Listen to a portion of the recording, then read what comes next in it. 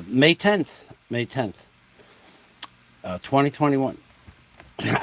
I could tell you what I should be doing this morning, but I have to tell you, I didn't feel like doing it. So, what I'm going to do is something I don't know. The thing I should be doing is probably as hard or a little less hard than what I'm going to do. So I chose the more, the more, the more, I guess, violent morning workout. I guess I might be able to do the other thing in the afternoon, but I do have something that requires strict amount of labor. And I just don't like doing that particular thing. So I'm gonna hump up.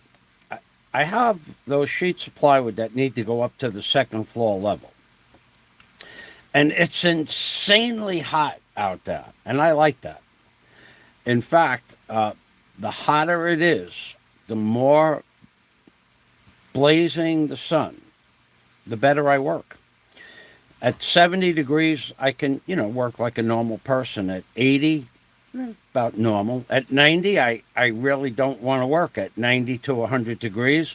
But when it goes up over 110 with a sun heat level index on the deck, I love that. In fact, 135 to 140 is my ultimate goal in life, to work in that kind of a temperature, because I spent most of my life working in temperatures like that, sitting inside a crane or a backhoe or a track hoe or some heavy equipment. Because back then, the engine package to both my cranes was about 18 inches away from where I sat. So the motor operates at somewhere between 250, 300, 400 degrees in temperature, the engine block and the surrounding metal, but the exhaust goes up to 3, 4, 500 degrees. And on one of my cranes, the exhaust was about that far away from where I sat. So in the winter, that was a nice thing, but in the summer, it made that cabin really hot. And there was nothing between me and the exhaust, just a thin piece of sheet metal. So I got used to it, and I actually enjoy it. So when it's 135 degrees, and most people wouldn't go in the sun at all, I'll go take a walk. Now, because of my leg, I don't do a lot of walking, but for me to walk 5, 6, 7, 8, 9 kilometers in 135-degree weather with 1 liter of water, that would be within the normal boundaries of what I can do. Still to this day. So, as long as I'm moving, if I'm just sitting there, it's a little bit uncomfortable. So, with that, I'm going to bring you guys outside. It's almost time for me to start my insane morning workout. What I'm going to do is I'll explain it to you, because once I set the camera up, I won't be talking much at all. I'm going to get a long rope that I have several of, half-inch nylon, and I'm going to put a loop around the first sheet of plywood, and then I'm going to hump it up to a vertical plane, and then I'm going to drag it up onto the roof. And then I need 4 sheets of 16 millimeter plywood up on the roof, and 4 sheets of 12 millimeter plywood up on the roof. And I have that. So I don't know that I'll get all that done today. It's not that much work, but it is. It's going to require a lot of labor, and it's not just to the roof. I have to also move the 4 sheets of 16 millimeter plywood over to to the house from the top of the container. Now, I explained this multiple times, but the top of the container of cargo containers is the thinnest piece of metal. And these cargo containers that I have, one of them was made in China. And it's a great container. I mean, there was nothing wrong with it, but it's been beat up so bad when it got scratched from sliding stuff over the top. It's a 2007 can, so it's 14 years old. There are some spots that the rust made a hole, big enough to put your foot through. So what I did is I put a plastic piece of plexiglass over that, screwed it down, then I put mastic cement on top of that and foam, and then on top of that, vinyl floor covering, and then on top of that, I put a sheet of 12 millimeter plywood, and then on top of that, I'm going to put a 10-foot tarp by 20-foot long to cover the whole container. So that will build me a roof that will probably last, it'll last long enough for me to want to be able to sell the container. So I'm actually putting a new roof on the container. One 4-foot section is done, and another 4-foot section is prepared, but I need the materials up there. So with that, it is 10 o'clock, time to start. And I want to tell you something. Unlike, there's people, they say, I can do this and I can do that and I can do this and I can do that. That's just a lot of horse shit. I got to tell you. Nobody wakes me up in the morning. Nobody forces me to go to work. Nobody says, Mike, let's go do this or let's go do that. I'm not under any pressure, but every day I wake up and I get something done. Whether you see it or not, it's immaterial. This morning I already made enough phone calls to realize that asking Filipinos that are in the profession of the business I wanted to find out about for the last 6 weeks. And I don't know, maybe 4 phone calls, 2 physical stops to the location that they were supposed to be able to provide me information. The first time, they were eating lunch. And they not brushed me off. They asked me if I wanted to have lunch, but they didn't want to talk business. And I said, I want to just ask you one question. What is this answer? And they gave me the answer to the one question. Then I asked them another question. Can you provide me with this service? Yes, sir. Come back when we're not eating, which is reasonable. So I made a trip to their office a week or so later, a special trip. I got up, got dressed, went to the office, and it was as if I was in another country. They had no idea what I wanted. Even though they were very specific, yes, we can provide you with that service. This is the office that does that. Come back when we're not eating. When I came back, nobody knew anything about what I had asked them the week before. So when they were eating, they just said, yes, we can do that. You come back next week. And they gave me a price. Thank you, Dennis, for stopping by. Because you'll be able to keep track of the trolls. Thank you very much.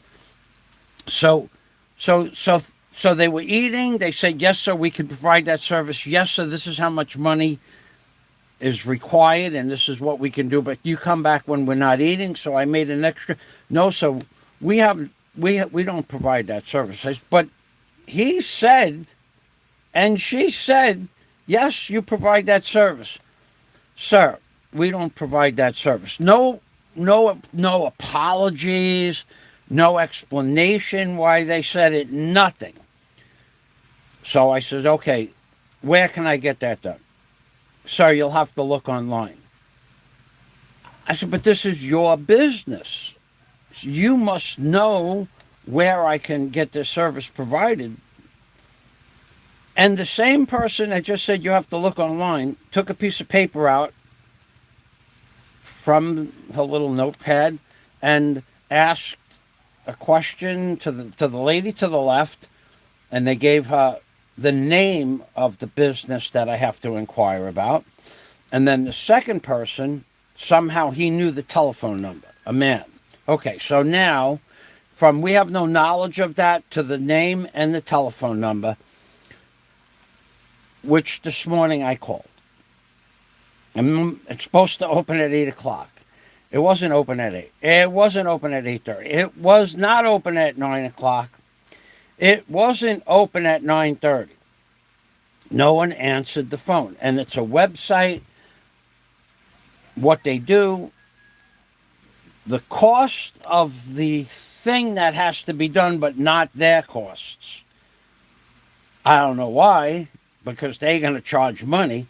But so I go and then it gives you, if you want to go further research, it gives you links to go read about what you want to do.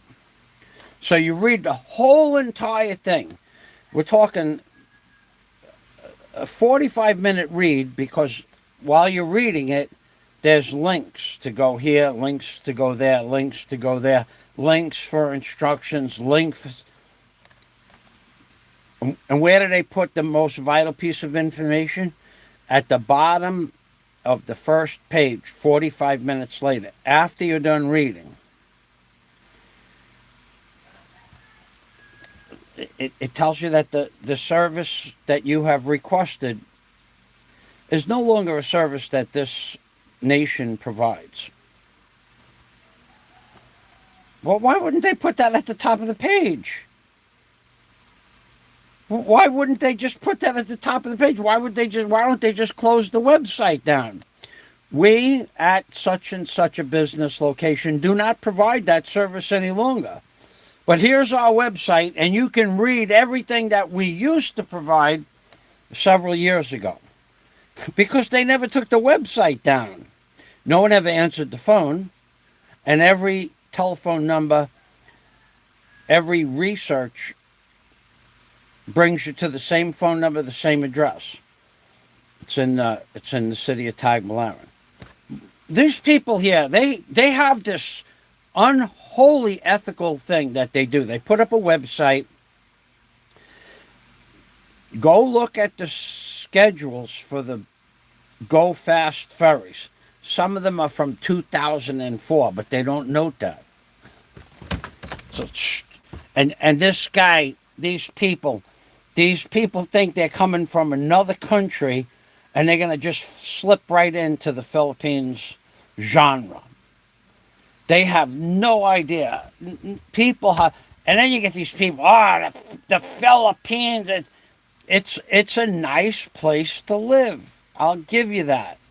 But if you think that you're going to have, if there's any semblance of reality that where you came from, you are so sadly mistaken about what's going to happen to you when you get here.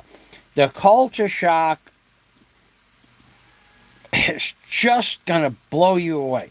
And I'll give you for instance. Okay, so in America, if you had a man child or a woman child that was, let's say, I don't know, messed up a little bit, okay, the family would try to help that person get their life together.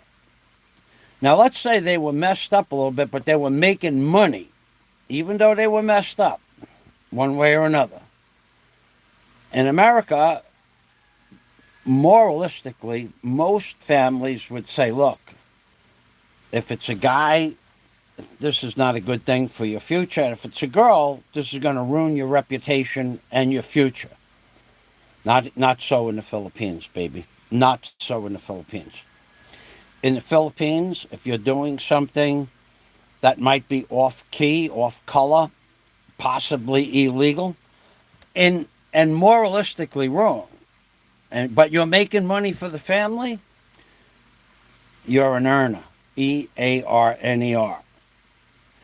And if the earner is bringing money into the house, everybody's going to be right with the earner.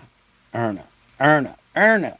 He's an earner, she's an earner. But if when you come to this country and you might have a difference of opinion on what people should or should not be doing, like if you know somebody here, okay, I'll give you an example. I still didn't get to the beach, but I'll give you an example. The boat captains are doing something that theoretically is destroying the shoreline of the beach. Not theoretically, it's destroying the shoreline of the beach. The way they park their boats, the way they anchor their boats. Everybody knows they're doing it, but nobody says anything about it. Because here, everybody goes along to get along. Or they don't want to ruffle anybody's feathers. Now, in the same regard, if a woman is doing something that is what an American or Canadian or European would consider unethical, as long as they're bringing money into the house, they're a vital member of the family. Okay? And if once I met a girl who was, I guess she was about 20 years old. She said she was 20, but she was probably around 20. She might have been 19. Okay, so it was when I first got here. Now, the girl, we dated briefly, but she didn't speak any English. So, what I found out about the girl is not from me. She didn't get any money from me. But what I found out about the girl through my landlord is that she was working at night, doing other things. And one day, the mother of the girl called me up and said, "Where's my daughter?" And I said to the woman, "Ma'am, on Friday afternoon at like 3 o'clock, I brought your daughter to the wet market in Tagbilaran by the ICM Mall. I bought 500 pesos worth of vegetables, and I gave the tricycle driver 200 pesos to drive her home. I have no idea where your daughter is." So she eventually called me back and said, okay, she found her daughter, maybe the next day. But basically, the woman knew that what the daughter was doing. So she believed me that the daughter disappeared. But to the mother, it was okay. The mother wanted the vegetables. Where are the vegetables? That was pretty much, well, where is the food that you bought her? I'm going, well, your daughter has the food. So moralistically, the people here, now, I think you could read a little bit more into the conversation than what I just told you. But moralistically, if the daughter is bringing in money to the family, it's okay. And if an outsider like myself is going to date the daughter, it's okay. But they will never disclose that information to somebody that doesn't know it in advance. Did you hear what I said? So if I wasn't going to marry the girl. She was 20 years old, and she didn't speak a word of English, too, by the way. I got to tell you. Not a word. But there wasn't much to talk about. But you will never know, ever. You will never find out from any friend or family member what that girl's background is. Never will anybody ever tell you what her real job is at night. Nobody will ever tell you. But everybody will know. And then, you know, if that doesn't bother you, then that's okay too. But you will never know. Ever, ever, ever, ever, never. Nobody will ever tell you. No, nobody will ever cross the girl. Why? Because you're a foreigner and you don't count. You don't count. When it comes to what's important, you are important for just a few brief moments, for just a few things. And after that, you better get used to living here in the Philippines, because I could go on and on all day about some of the things. I saw a guy cut down 90 trees without a permit. Everybody knew the guy was cutting down 90 trees. He was there for 2 months, 3 months, cutting trees down, one after the other. Trucks were coming in, trucks were going out, people were cutting down, they were cutting timber. I have a video, timberman in the Philippines. Guy cut down 90 trees without a permit illegally. Nobody said a word. And if I don't care, they're not my trees, it's not my beach, not my business either, but nobody here will ever go against a fellow Filipina or Filipino woman. They'll laugh at you because you don't know what the truth is. So unless you can figure out the truth or sync up with somebody that will tell you the truth. In my case, with that particular girl, I kind of figured out when she didn't go home that weekend and she disappeared for 3 days. I kind of figured out what she was doing. But before that, she was pretty reliable. But apparently, because I wasn't giving her money, she had to go out and earn money. All right, I'm going outside to earn my keep. And you people, when you get here to the Philippines, you think you just wait till you come here. You want to talk about culture shock. You have no idea. And any of these people that say, oh, the Philippines is a wonderful place to live. I like living here. But if their websites, their organizational skills, their habits are bizarre. It's like they were trained, like somebody put a computer program in their head. Yesterday, I'm going to give you one more example. This is an example that everybody that lives here will agree to. I mean, I don't think there is anybody that won't agree to it. I had to go, told you yesterday, I had to go up the block to talk to somebody about something. And there were 2 men standing in the middle of the street, right where I had to be. So I said to them, good afternoon, can I help you? And he said, we are looking to buy that lot.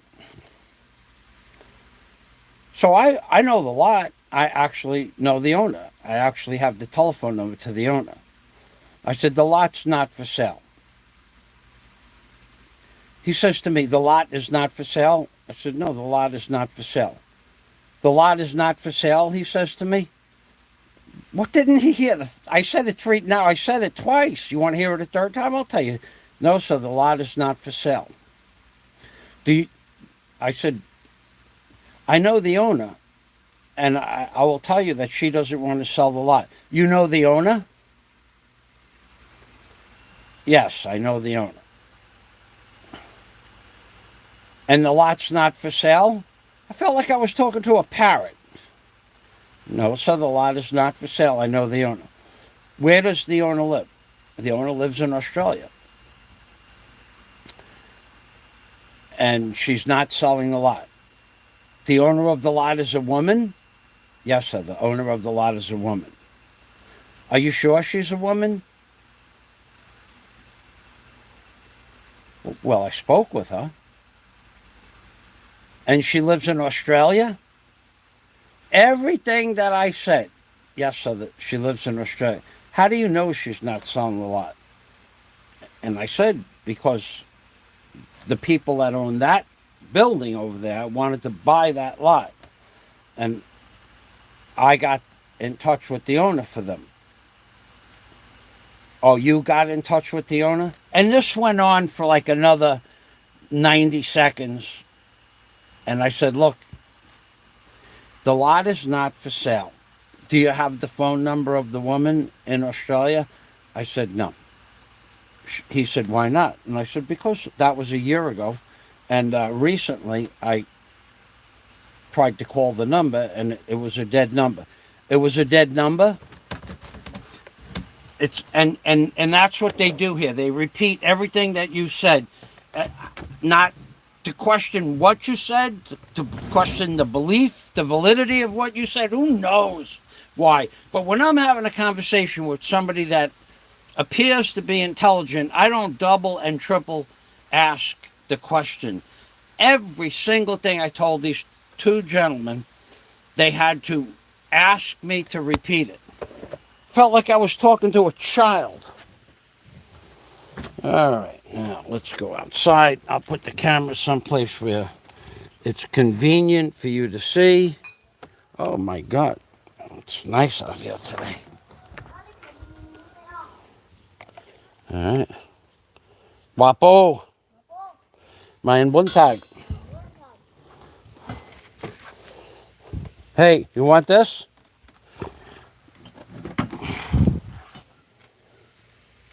No? Okay. All right. All right, so the first thing, first thing I got to do is set up the camera. So let me show you what we're going with, where we're going with this. Okay. Oop. So these sheets of plywood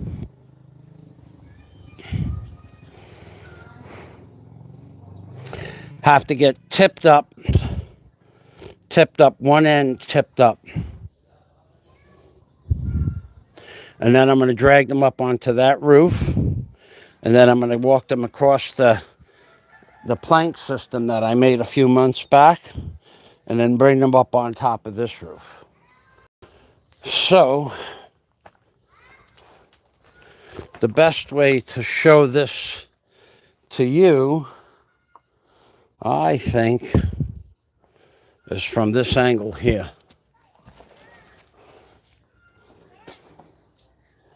I think I could do it from here.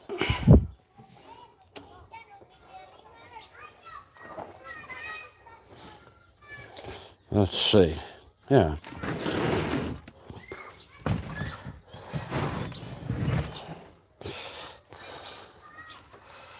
Huh.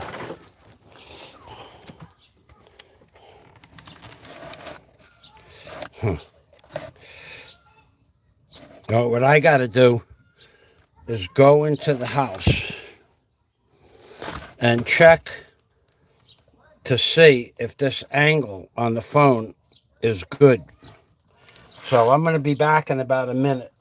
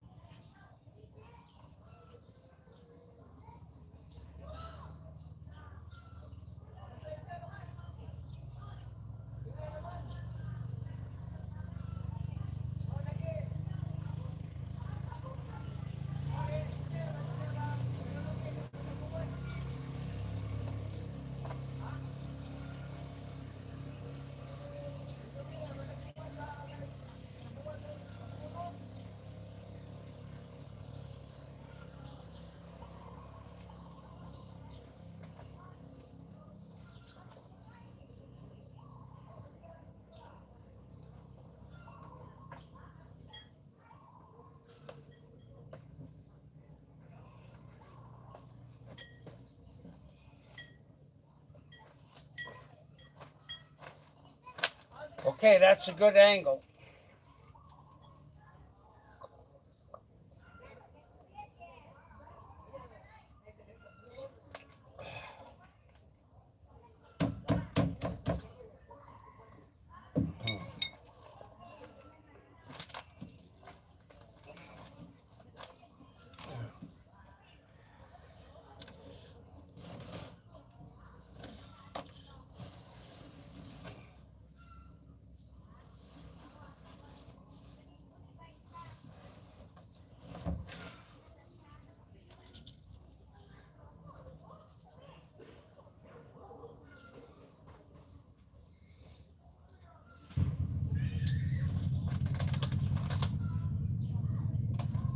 I think I could do this a little different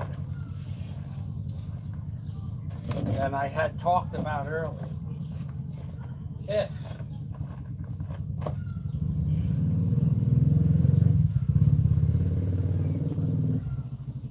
If if I bring over this steel horse,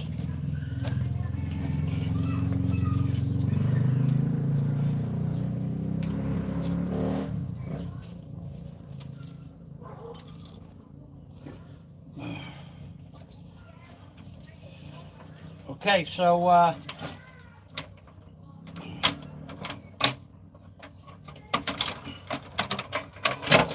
I'm going to tip up some sheets. I have to tip them up one at a time.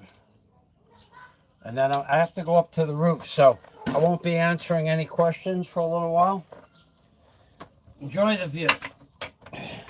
I would say it's not 130 degrees because the sun is not out, but it's definitely, we're in the 90s in the shade.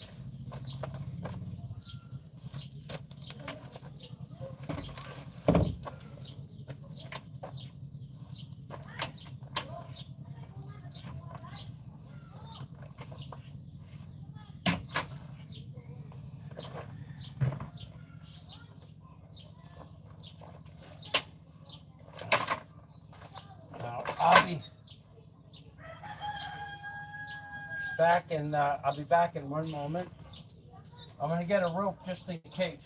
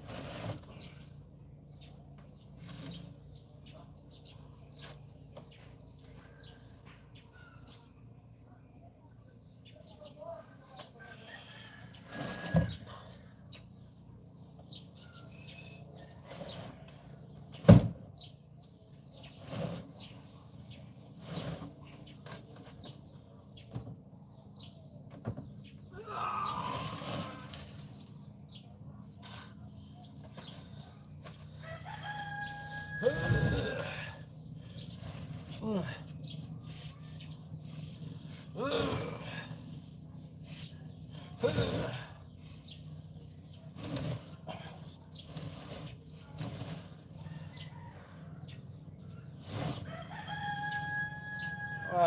of like that.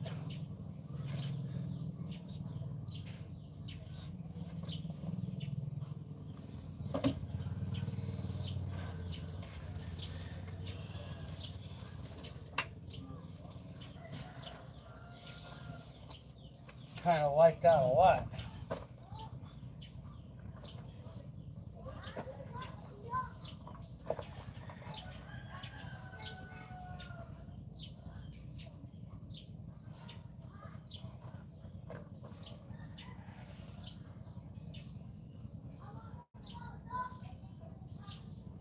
Yeah, that's nice.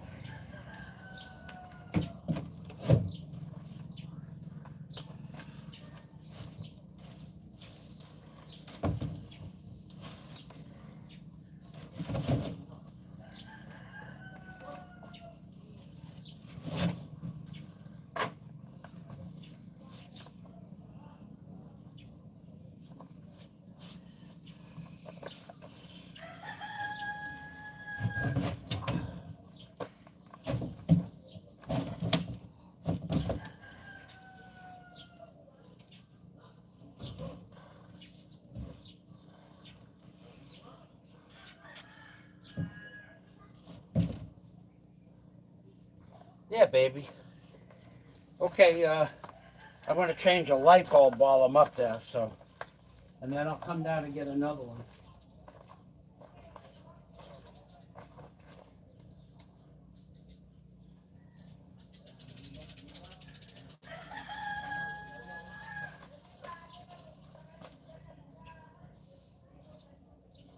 One more thing I got to do is I need to wet this shirt down a little bit.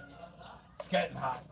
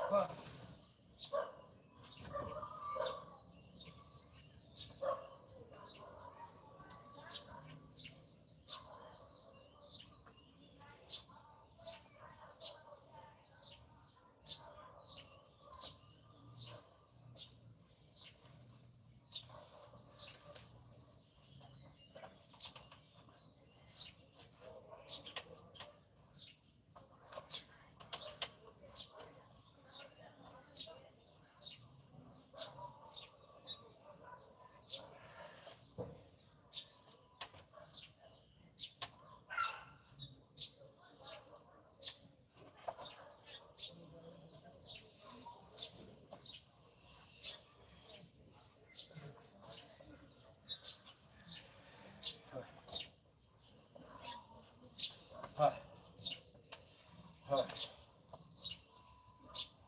uh,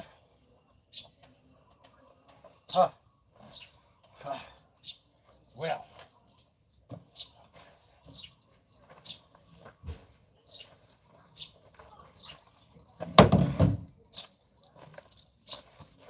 that was fun. Okay, so now I have it. Now I have it set up on the roof where the next piece won't have much interference. So I'm gonna give me a moment here. I'll read the comments if you have any comments.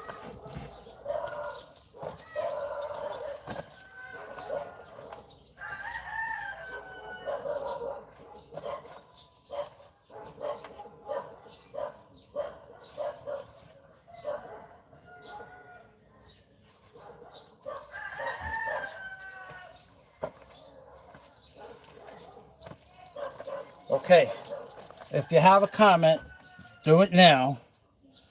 What I'm doing, why I'm doing it this way, why am I doing it myself? Those are legitimate comments.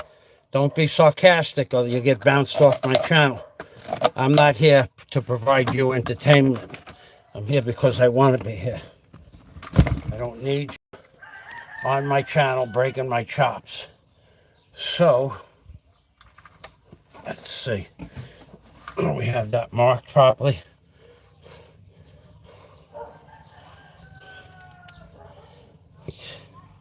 No, we don't. Not actually. Okay.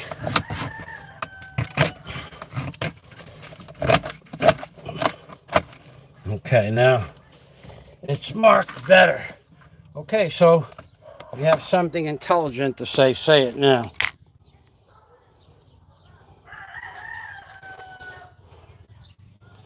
Dennis Adam. Hello, Bobby Digital. Michael, thank you for stopping by. Michael McFarland. Okay.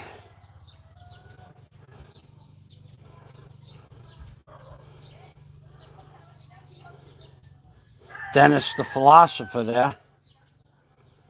The project today is to get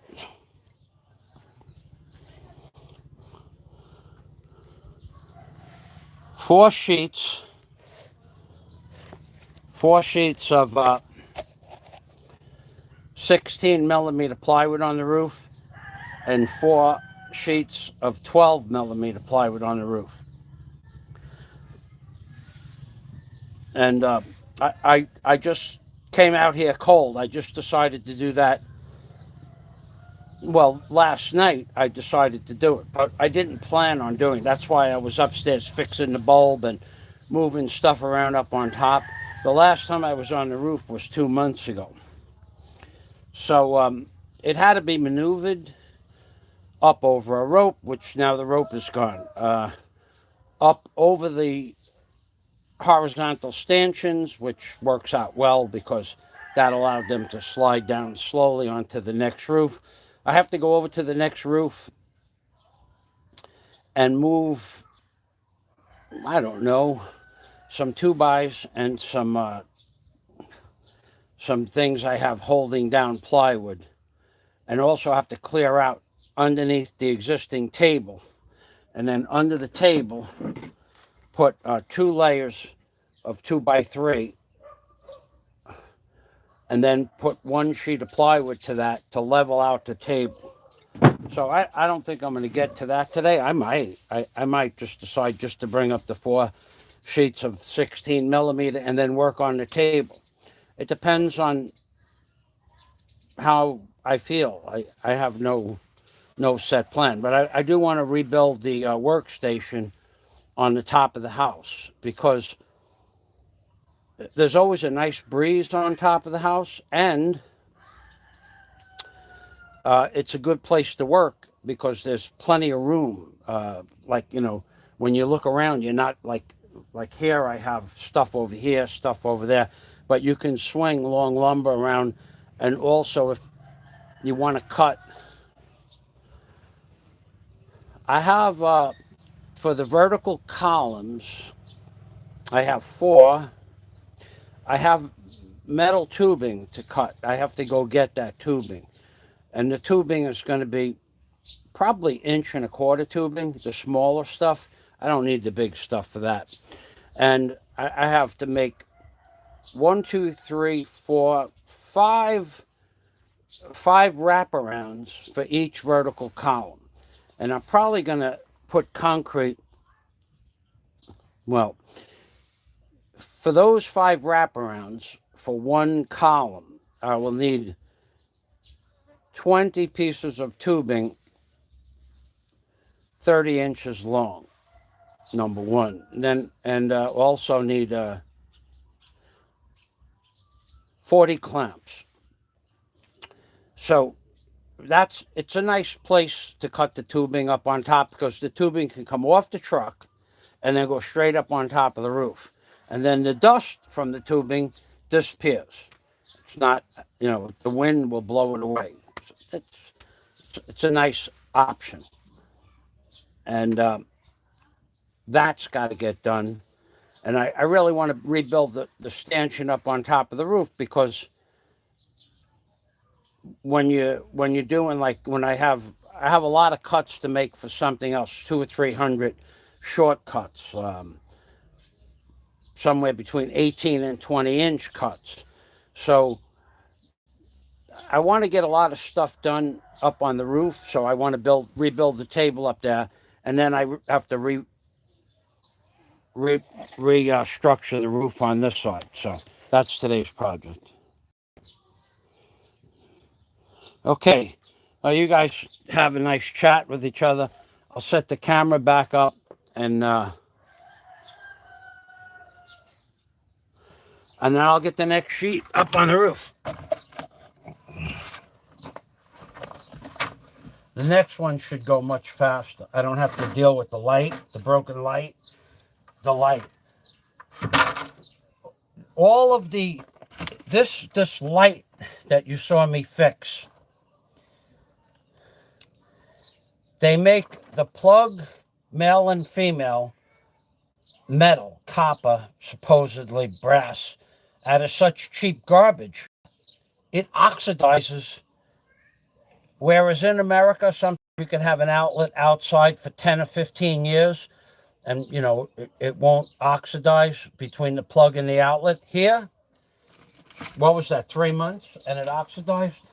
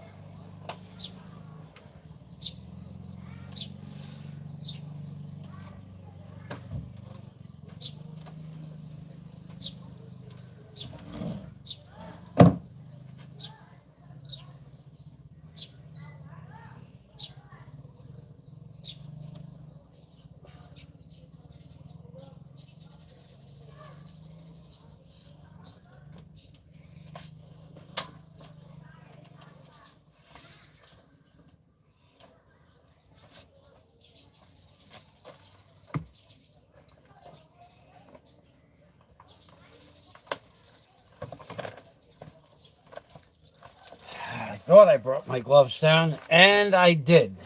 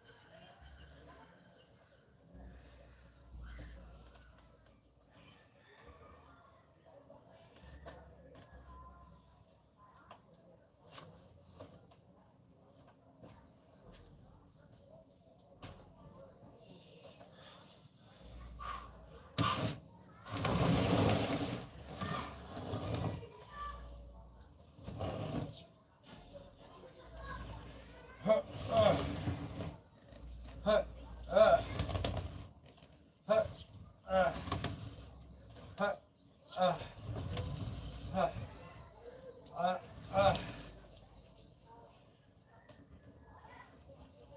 uh, uh, uh, uh, uh, uh,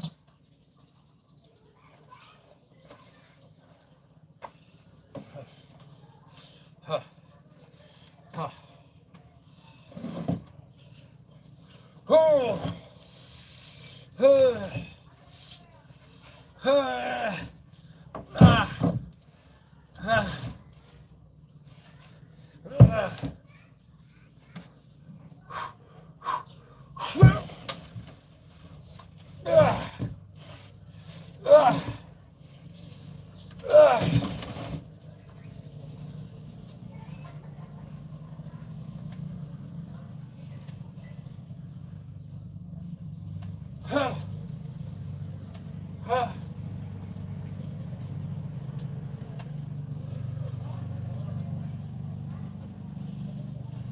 Huh. Huh. Huh.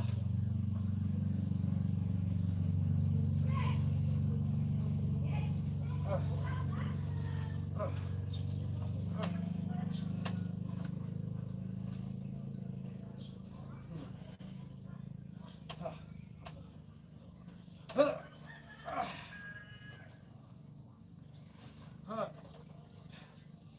Huh.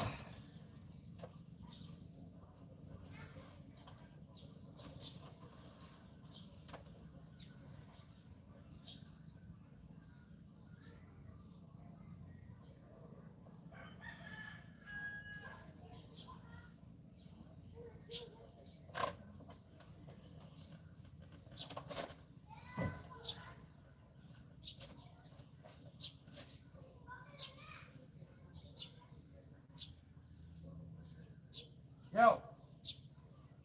Yo.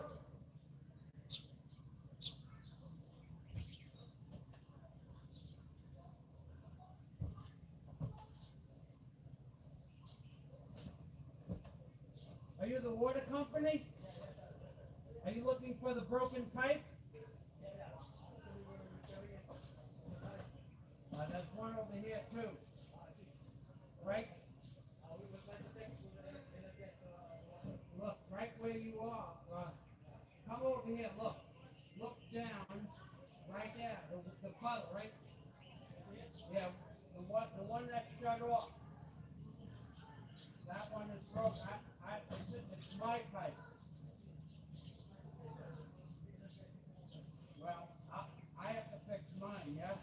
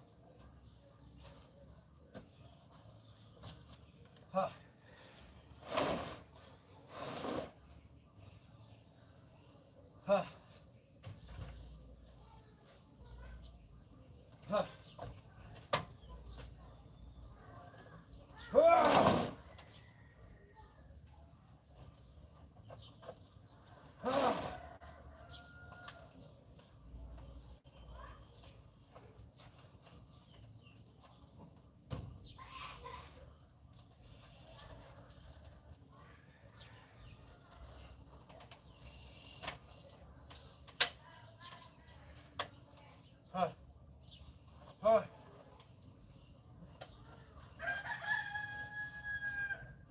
Huh. Huh. Huh.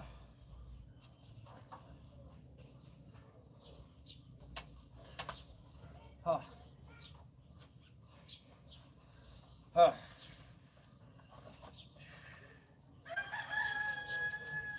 Yeah.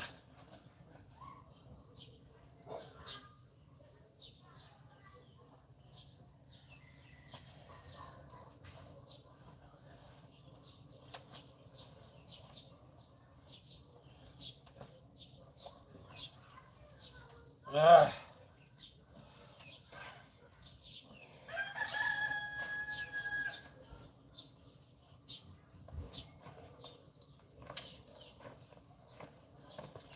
All right. I'm going to just take a 2 or 3 minute break.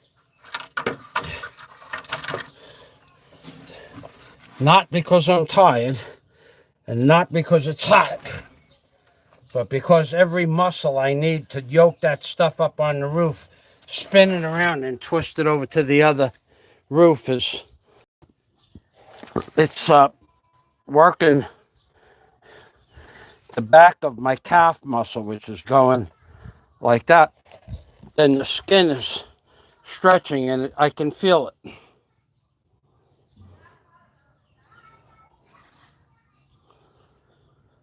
No, it's not the construction of the first floor. No, not at all. Nothing even close to that. Good question, though. Um, on the roof of my house, thank you. Thank you is Liam Adal. Adala is like thank you. Um, on the roof of my house, I have a framework for a bench that's 12 feet long and 36 inches wide. It could be 4 feet. It will be 4 feet. And underneath that bench, there's a shelf that's 24 inches wide and 12 feet long. And I usually have lumber on the roof and a power miter I bring up there to cut what I want to cut. Now I have about 200, somewhere around 4, 8, 12, 16, 24, and 40, 60, somewhere around 100 cuts to make. And the lumber and the steel is going to be coming from the front of the house. So rather than to bring it into the yard and make a mess back here where there's no wind, I need a fan and the dust goes all over everything down here. I cut it on the roof and the wind blows it away. So I'm rebuilding the bench and I'm rebuilding the top of the container with a mastic glue, 12 millimeter plywood, heavy duty industrial floor vinyl covering, and then a tarpaulin because the roof leaks. And that's the roof to the container leaks a lot. Well, it did. Doesn't so much anymore, but it still has a few pinholes when we get a big weather. And if water goes in there, that makes the perfect environment for termites and other creepy crawlers. So the roof has to be fixed, otherwise the roof will fall off and the container is worthless. So it needs to be repaired. So we're doing a repair for the container roof, and I'm building a workbench that I've always used up on top of the house. Plus, I have this workbench that I'm looking at now for the heavy duty lumber that I have to, and then I have to, I'm also preparing, the container is probably going to get moved soon, and I need to prepare a place for that. And then the house, I think I'm going to pick the house up and move it over a few feet. In order to make room for the container. So I'll have a walkthrough for the container. So I have to pick up the house, move the house over, and then move the container to where the house is. And I have to go get the lumber to do that. I have the jacks, but I need the lumber. it's not much of a house. It's only 12 by 12. I've picked up houses that were 16 by 35, 3 stories, wood. Those are the ones you got to worry about. Those are the ones you got to worry about a big wind coming and blowing the house off the jacks. That almost happened a few times. Anyway, thanks for the question, and I'm going to go back to work now. And thank you, is Asara. Let me put my glasses on. I can't read that small print. I wish you people would put your names in capital letters, or at least type in capital letters. Is Hyla Madala? Is Hyla Madala? Is I hope is Madala? Is Hayam Madala? Thank you for the well-deserved break comment. You can type in capital letters if you like. The first floor of the hotel, after I moved the container, after I moved the house, after I put in, it's kind of like a good question, but Bruce Davis, do you not know much about construction? Because in order to put a first floor of a hotel, you have to have columns and footings. I don't think I see any columns or footings yet. But anyway, thanks for stopping by, Bruce. I'll put the camera back up here. And Bruce, you know you're going to get in trouble. You know you're going to get in trouble. You're a fence jumper, Bruce. You might even be an Olympic fence jumper. Thanks for stopping by. And we go back to work.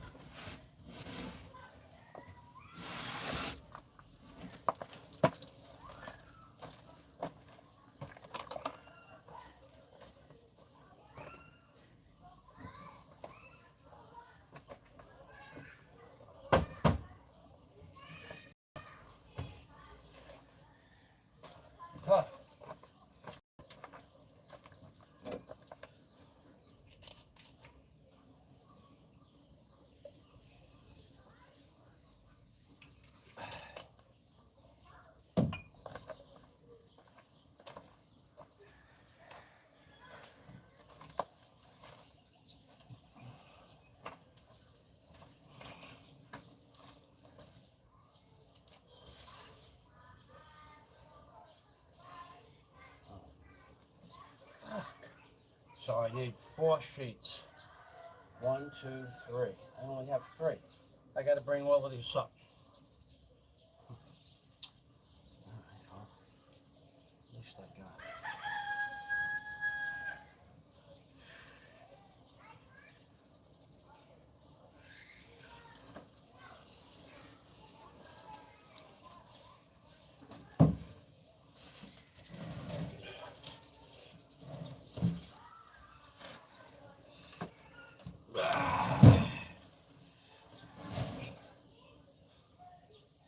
You know what I could do?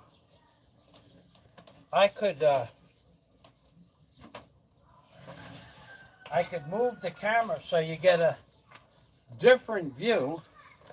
I could move the camera so you get a different view, and then you'll be able to see what I'm doing with the sheets after I flip them over.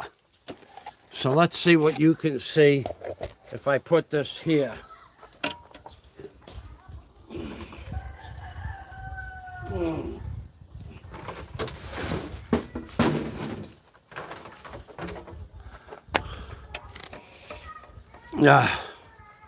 I got to put the glasses on. The old glasses. All right, after I flip them up, then I have to flip them over that horizontal bar. Now, the sheets weigh about 65 pounds, maybe 60 pounds, but it's, with the paint on it, say almost 65 pounds. It's an awkward, it's not just picking up 65 pounds. Probably I'm picking up, by the time I'm done moving the sheet to where its final resting place is on the house, maybe I have to pick up 600 pounds A little here, 60 pounds here, 60 pounds there, 60 pounds on my back, 60 pounds on my shoulder, 60 pounds on my head, 60 pounds over the board, 60 pounds on the roof, and then 60 pounds into place before I build the shelves that I'm building. So I'm probably moving each piece the equivalent of 600 pounds, maybe more. I don't know. I don't care. Ah!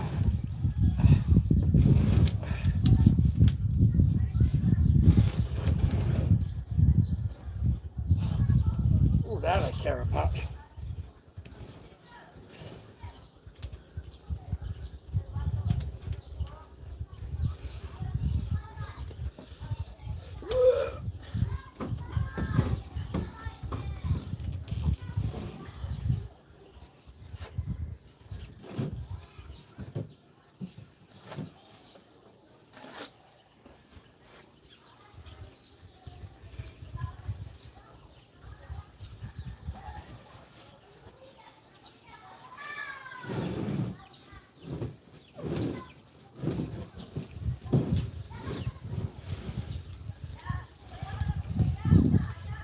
Pounds.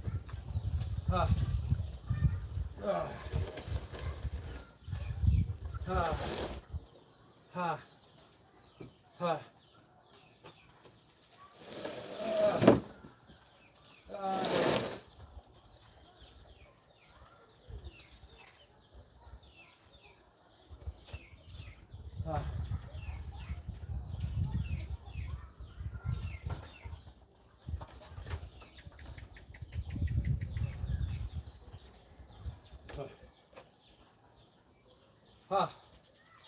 Ha. Ha. Ha. Ha. Ha. Ha. Ah.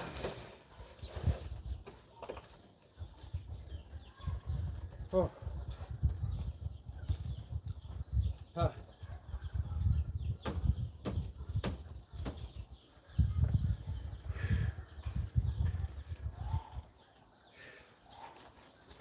Ha.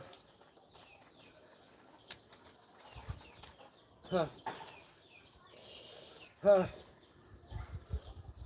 Ha. Ha.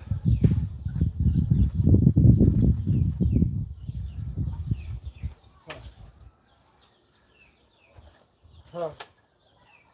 Ha. Ha. Ha. Ha.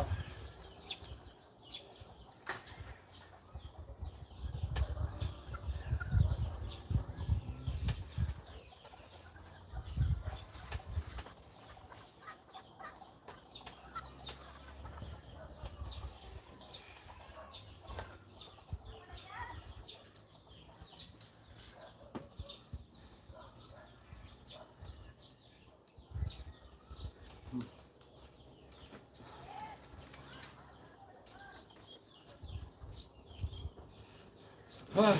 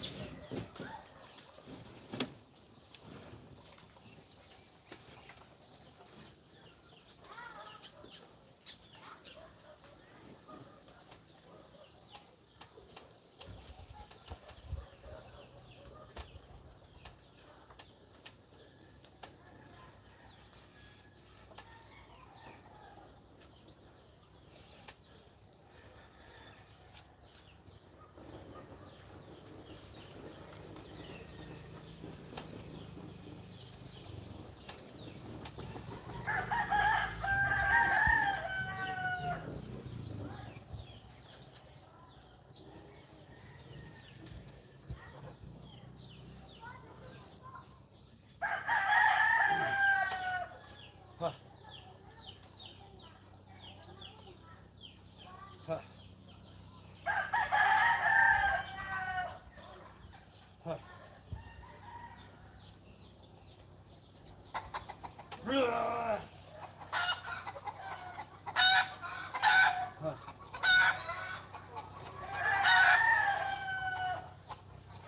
Ha. Ha.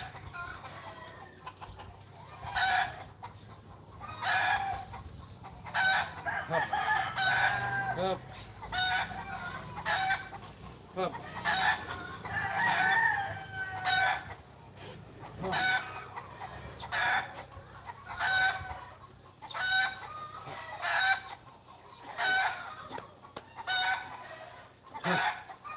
Ha.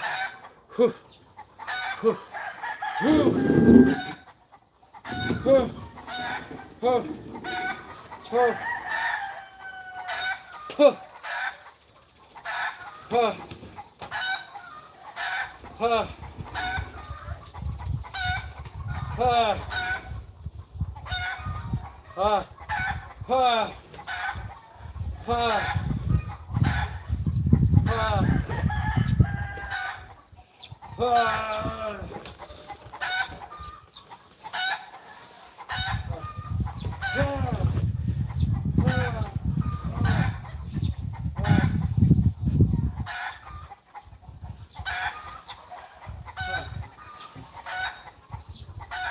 That is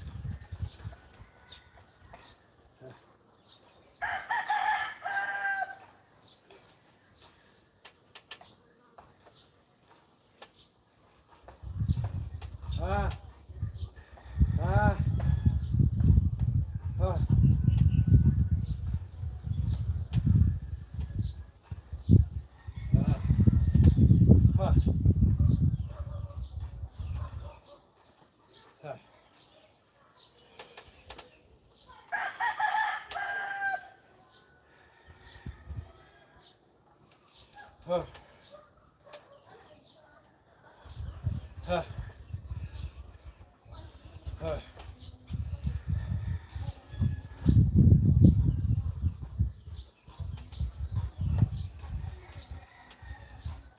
uh.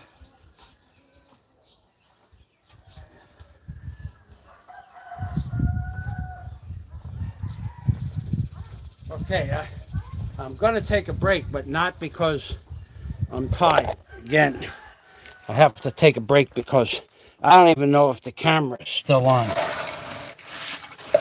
It is, and that's a miracle. Because this this phone, I'm slowly learning how to use it. It does not allow, at a certain temperature, the phone kicks off automatically. So I don't have the fan on it, and I had it in the sun. I'm really surprised it's still on. So I'll check the comments.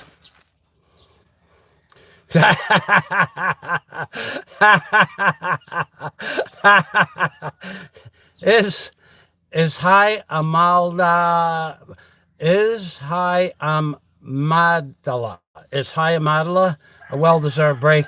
Ha! Okay, thank you, Mike. Bruce Davis, I don't follow the tender man anymore. That's good. Awkward size to handle as well. Heavy. It's, I'm getting old. It's heavy for me. It wouldn't be heavy when I was 20 years old. I could handle 2 sheets if they were screwed together when I was 20, but I got a bigger camera. I did. I got the Samsung S21. In fact, I think it's the biggest camera that they sell. So what I'm going to do is I'm going to go get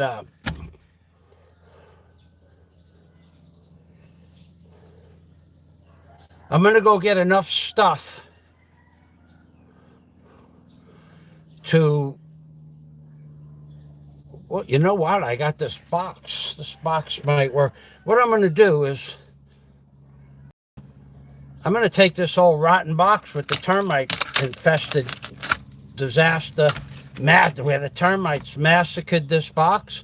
I'm going to put this box up on top, and I'll put the phone in the box. That will provide me with shade. Let me see if it's hot. Oh, it is hot. It is hot. Roman Skuja, I did answer your message on Facebook, but Roman, I don't.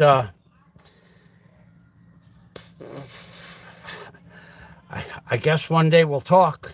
Not today. The picture quality is good. Thank you. So the phone is very hot. Very hot. My big fan. I have another fan.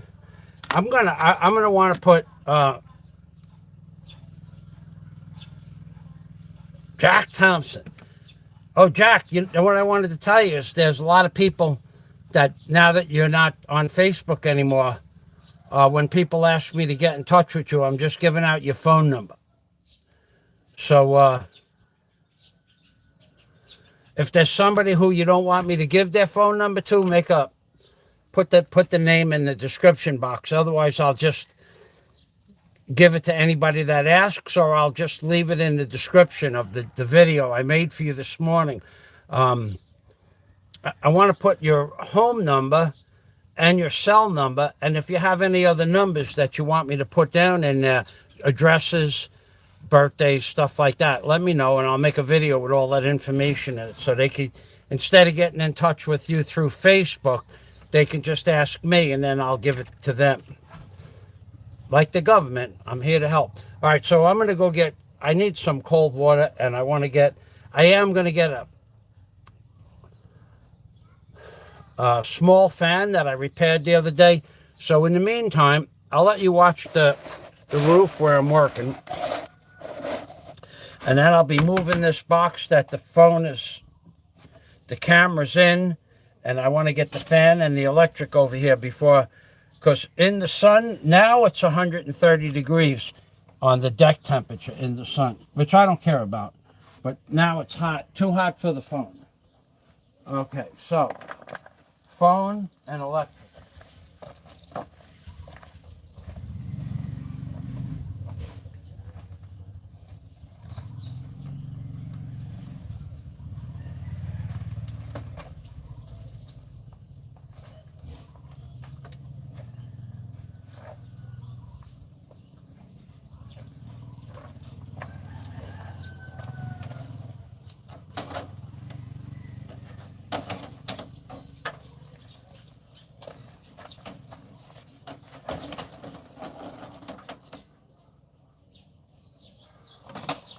All right, electric.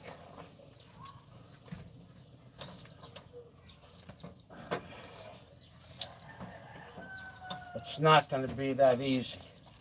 Nothing ever is. Okay. I have I have wood up here that I don't need on top of the storage facility there.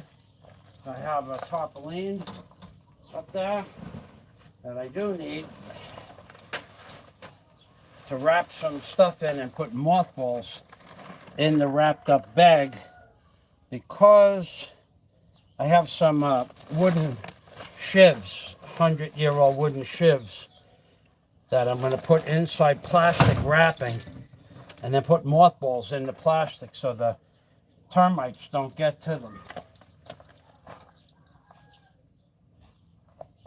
I got another tarpaulin over here, which goes out onto, well, it goes someplace that you'll never see. You'll never see that place. And then this.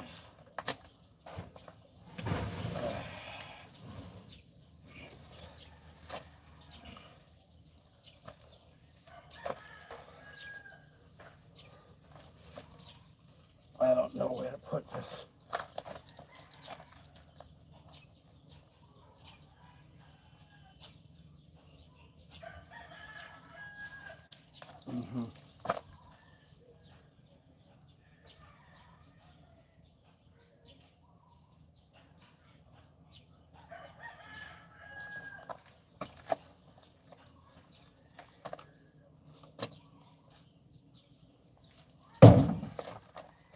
We'll go there for now.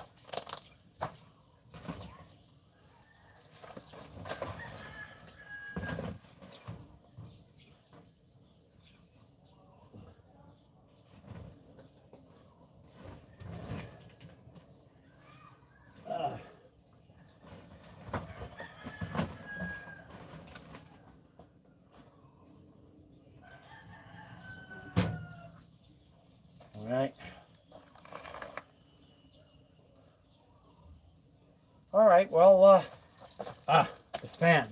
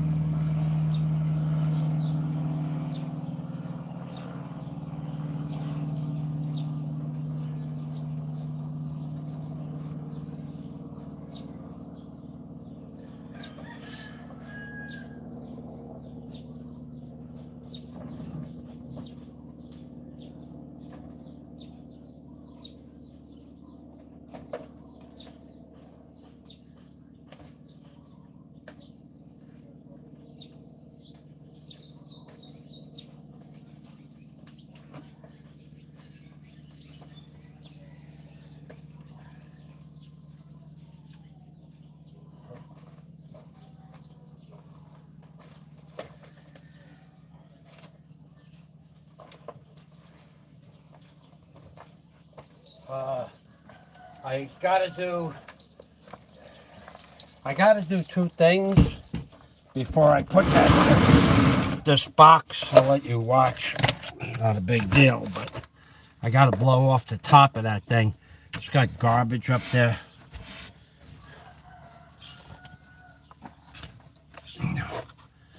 And then I'll blow it off, and then I'll put the box and the fan up there.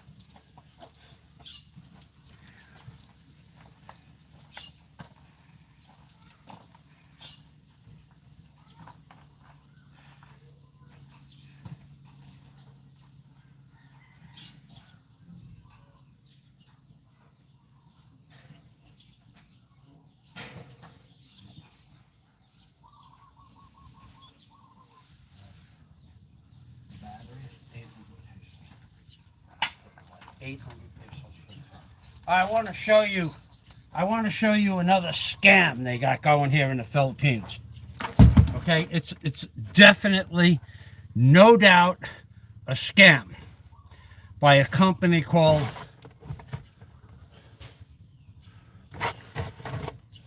Firefly, Firefly, Firefly scam.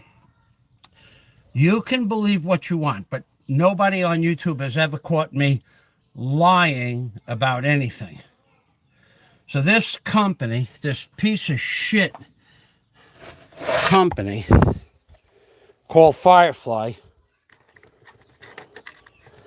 they make a handheld flashlight that you set down on a table with a rechargeable battery. 800 pesos, $16. It's never changed in a couple of years. Maybe now it's more. And they make these fans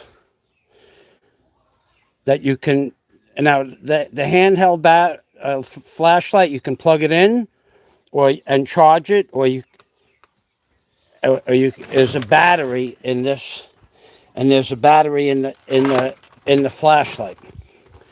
The battery in this piece of crap fan and the battery in the piece of crap handheld flashlight they're the same battery.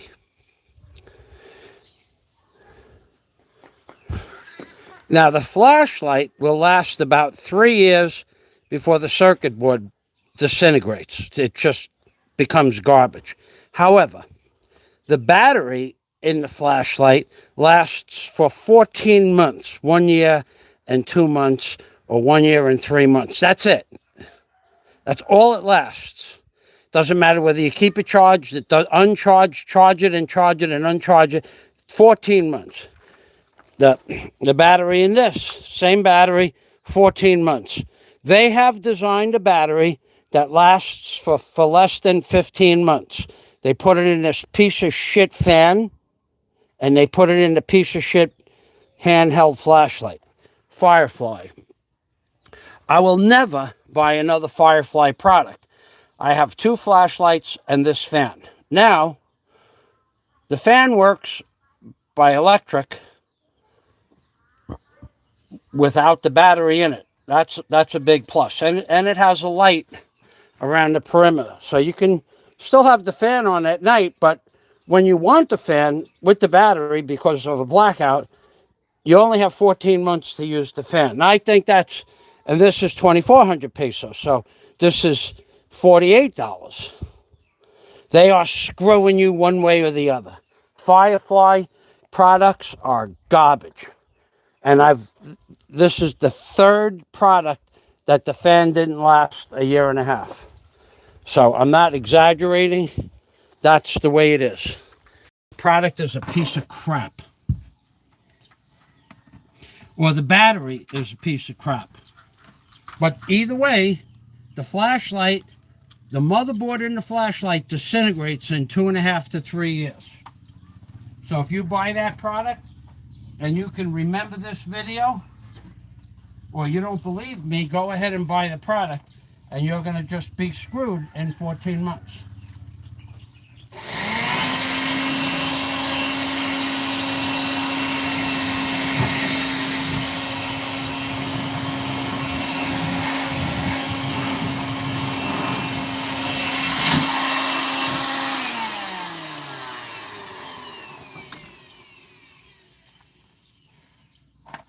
I don't think it's fair for many, many reasons. It's not fair to the Filipino people that they sell this garbage to them, and a year and a half later, they have to buy a battery. Batteries are 600 pesos, 12 bucks. It's not fair to sell this garbage in a third world country where the replacement part is a day's pay. When they make batteries that I just now put it into the box that's not fixable. I bought a light for my Ocean Racer in 2001. The battery took a charge until about 6 months ago. So what does that add up to? 18 years. The battery in my rechargeable flashlight in America lasted 18 years. And these don't last 14 months. It's not fair to the people of the Philippines that they sell this shit here.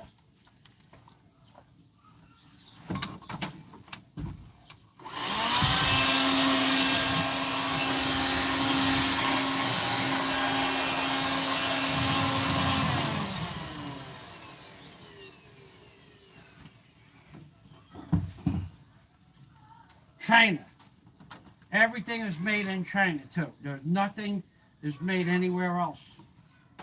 So you could blame it on politics, you could blame it on economics, you could blame it on industry, you could blame it on big tech, you could blame it on 100 other people, but you can't make it right.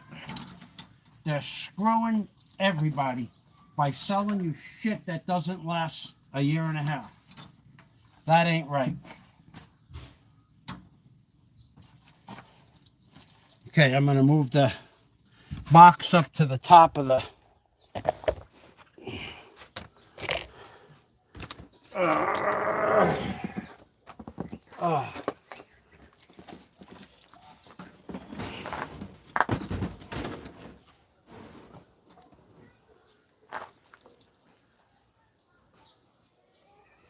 It's 12 o'clock, and it's 135 degrees in the sun, baby.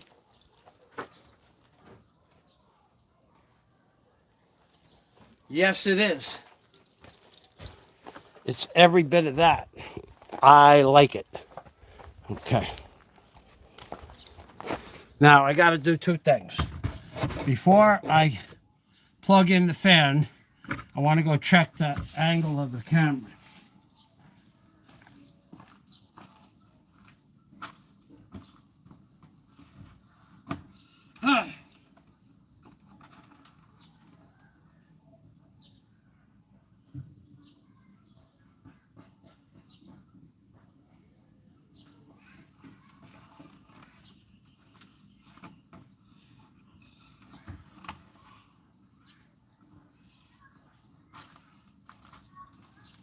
I got it perfect the first time.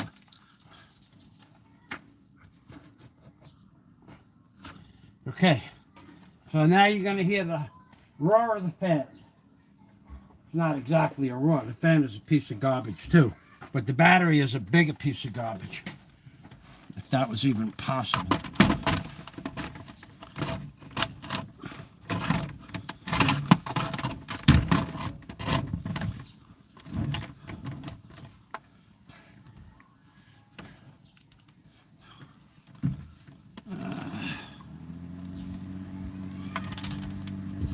All right,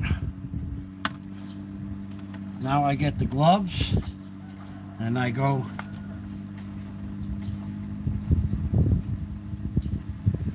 I have 3 more sheets and this job is done. Then the next thing, I got to get rid of that rope.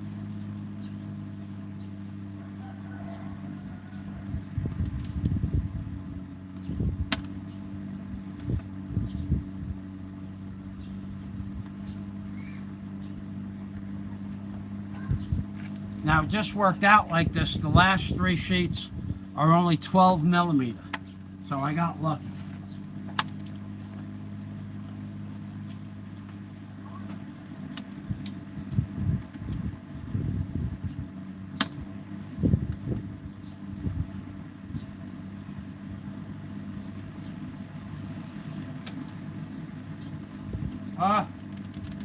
ha,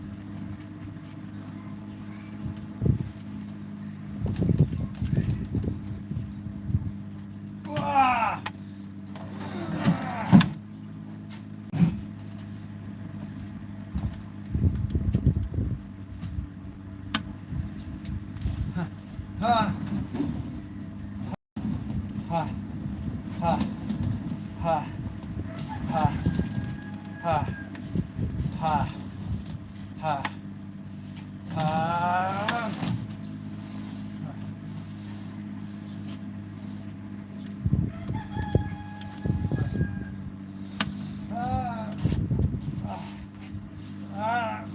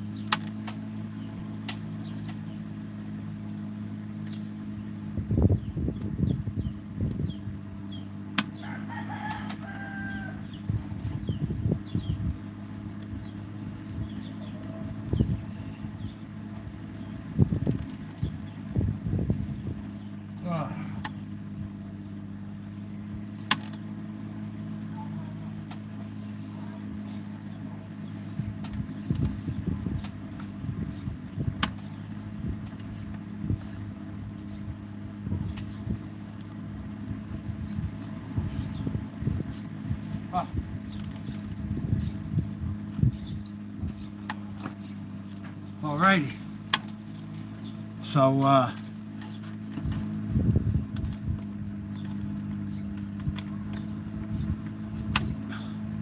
I'm going to take a break, and I got to rearrange the entire top of the house next. That's going to be next. So I'll take a little break now,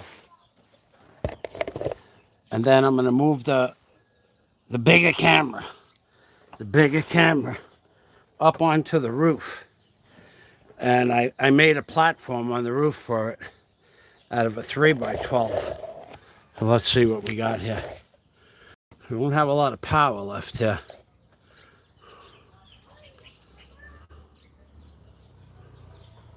Jack, don't worry about whistles. I got a beach whistle for you. Shineries. They make LED light bulbs also. Chinese garbage. The Philippines experience. Hey, Gary, how are you? I watched your video about never drinking with a Filipino. Never try to outdrink a Filipino. That was funny. You had blood poisoning. That shit is... That Tanduay. I could tell you a story. I don't know if you're still here, Gary. Let me know if you're still here. And I'll tell you a story about Tanduay that's true. About somebody that tried to import it into England. The Philippines Experience, Gary and Shah. Great channel. If you want to watch a Filipina woman that has a lot of skill sets. She knows how to do scuba diving. She knows how to ride a motorcycle. She knows how to drive a tricycle. And she's very educated. And Gary is a hardworking man, ex-military, retired, served his country. Thank you for that. And he has been separated from Shah now for about, well, a little over a year. And it's starting to affect everybody that's separated from their wives or their husbands, girlfriends. Gary's trying to get to the Philippines and do some paperwork so he can marry Shah. So if you're still here, Gary, I'll tell you a story about Tanduay. So it's a true story, too. These guys were serious. The Philippines Experience, Jack Thompson, Cattleman. That's the closet dweller, kennel man, frail man, tender man.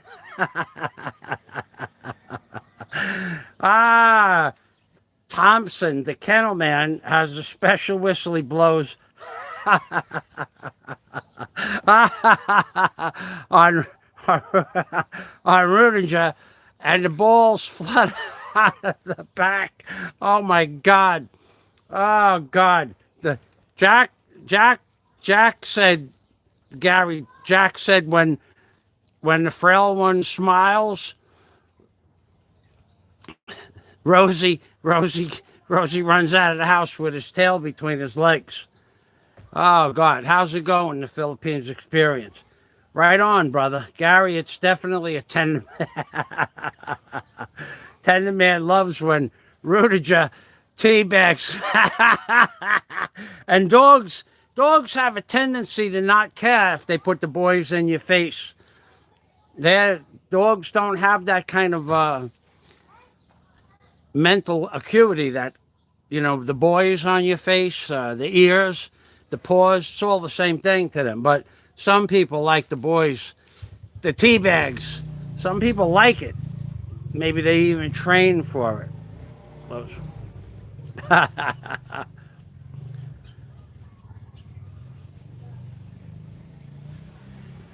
Gary, if you're still here, I don't know if you're still here. I didn't get down to the comment yet. To be honest, I got several mails on some oddball channel that's gone, a commenter, stating directly that somebody locally in Hawaii walked up and down the block, possibly, or maybe they have some sort of postal address book, like if they might be a delivery service and they have the addresses, like a pizzeria or something like that. I have it in multiple comments that somebody literally created videos and put them on thumb drives and then put a cover letter to each video, what each video was about, including when the tender fella went after the man with a shovel, the shovel weapon.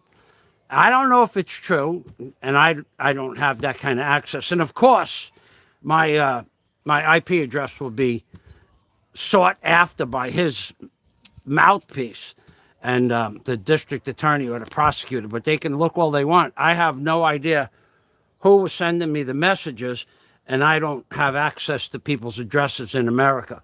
So, but I have it. I have it on good. I believe it to be true that the videos were sent to places like Jack Thompson said, the city council, the police, also the children's welfare services, with the one with the child in it. I don't know if it's true, but I heard that's what happened. It's hot. It's hot. It's not that hot. I like it when it's hot. I like it. Yeah, that's why I always quit an hour before the end of the day. But I love it when it's hot. I wake up. I'm here. Okay, Big Al. All right, so Gary, so I will not name names, but a man who I met when I first moved here, a foreigner, and I think you could call him wealthy. I would say a wealthy man. He had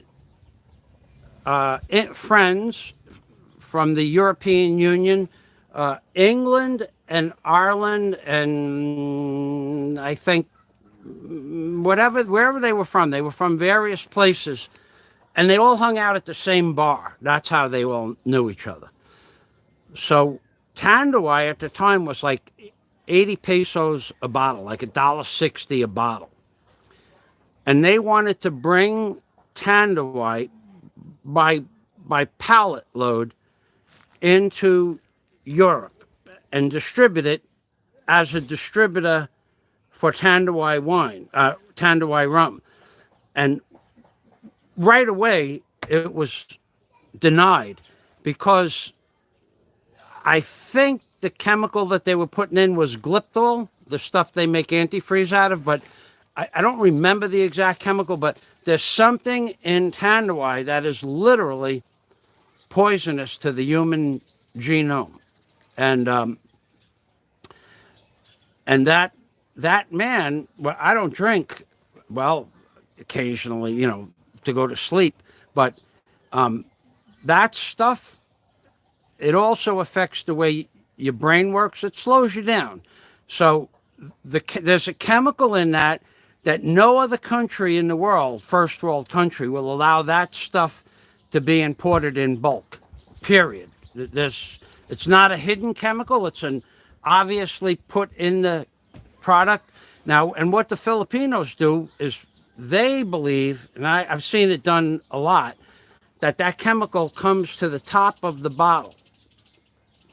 And that first shot, and this is true, that first shot is raw.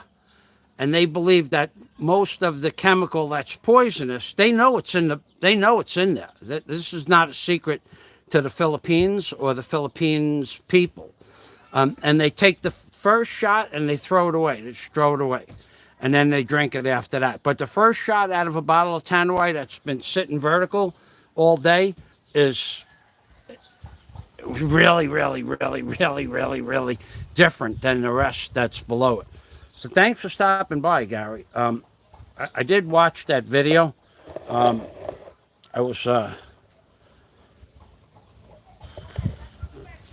I watch most of your videos. I just don't comment much because I don't want to bring flack down on people. For some reason, people feel that I have a bad attitude, and anybody that associates with me catches a lot of flack for that. So I try to give everybody a break. So I'm going to go get the Yeah, no, yeah, I watched the video right through the end where Shaw couldn't wait to tell the nurse that you drank 2 bottles and formaldehyde. I think it was Gliptol, the same stuff they put in another kind of alcohol product. I think it's Fireball. Gliptol is what they used to put in Boone's Farm apple wine to give it that sweet flavor. Back in the 70s, they said they were putting antifreeze in the Boone's Farm wine and that other stuff called Railroad or something like that. Cheap whiskey. It's basically, when I say it's antifreeze, I mean what they were putting in the kegs or the barrels that they made the Tanduay out of. They're just taking Gliptol antifreeze and just dumping it in the barrel as a flavor enhancer, like MSG, but just straight antifreeze. You love flack. Yeah, well, you, you know, everybody's afraid. They're afraid to comment on your channel. Not me, but Al. I don't know where. I got to give you credit. Your mind goes places that I would never. I have a big imagination. I have a big, but nothing like yours, dude. You have a very big imagination. Oh my God, you're a funny dude. But a lot of people are afraid to comment on your channel. Like that one that you made yesterday. What was that one about? Oh, that was the Great Passport. He made that one with the. I can't watch that passport video without tears coming to my eyes. Tears. I'm talking about literally they come down the cheek. I don't gag. I look at it as humor. But if I looked at it from the gag aspect, that would be like trying to imagine what it would be like to kiss that thing. And but the one with the dog, not a lot of people. Yours, the one with the dogs. Come on, dude. Not a lot of people are going to comment on that. They're afraid. They're afraid. They're afraid. Anyway, so what I got to do? It's really hot here. I love it when it's hot. I want to get.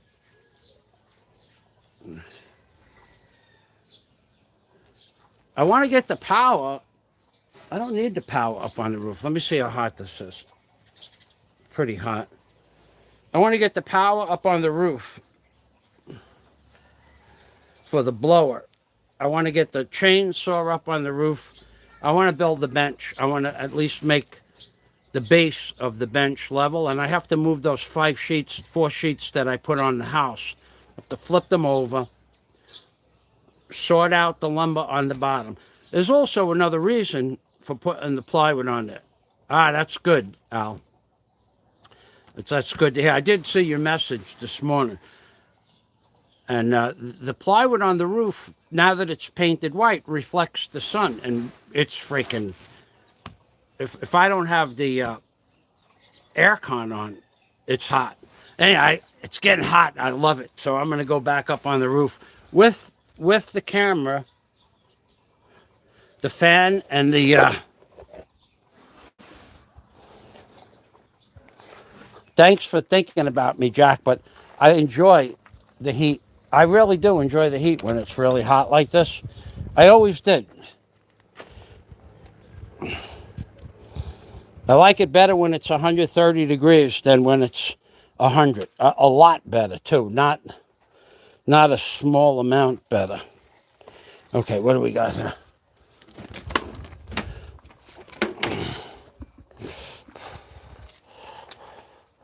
Okay, this goes here. All right. All right, this is where we're going.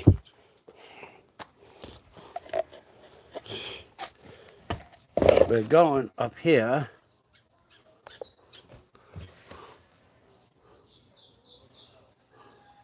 I'm going to throw the crowbar up there.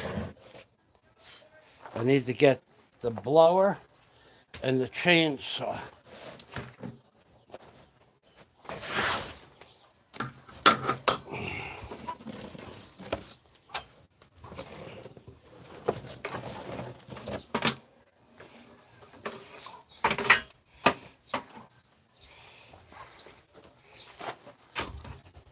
blower and the chainsaw, the blower and the chainsaw, the blower and the chainsaw.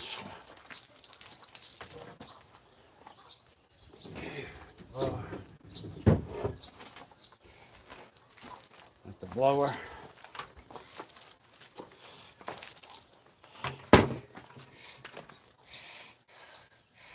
The blower is going to be attached right now. The blower is attached. Now we got the chainsaw to hook up to the roof rope, and then we're going. I want to get water. I'll be back in a minute.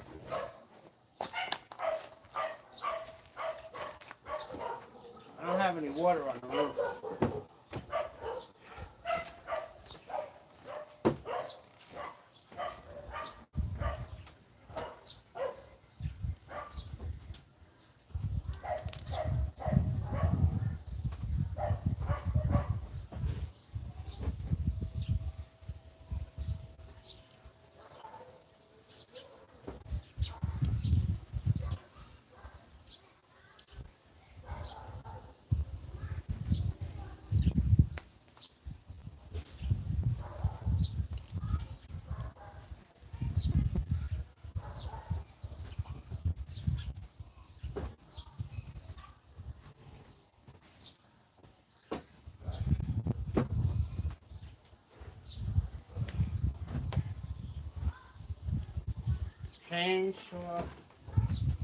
Chainsaw, water on the roof.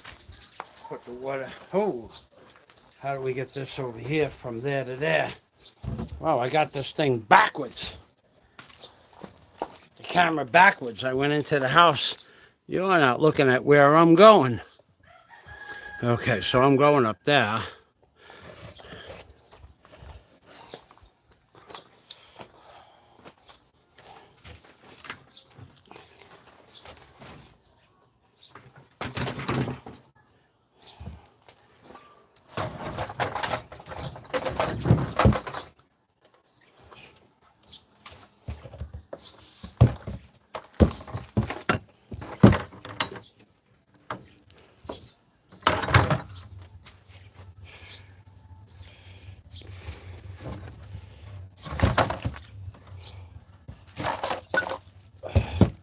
Huh. I wonder if I could do that. I think I can. I think I could put that camera in this, that's what I think I'm going to do. I think I'm going to put the camera in this box here. It won't tip over. It'll be a bumpy ride, that's for sure, but it won't tip over. Okay?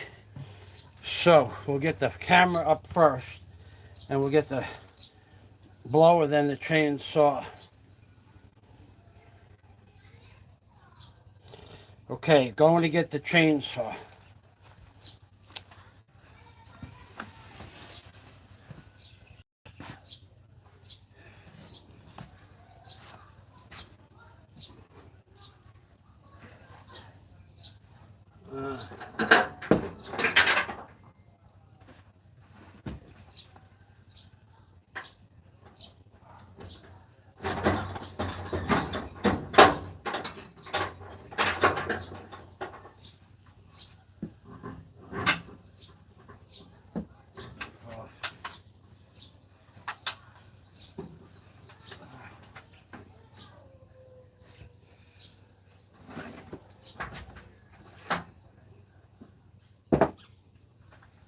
Oh boy.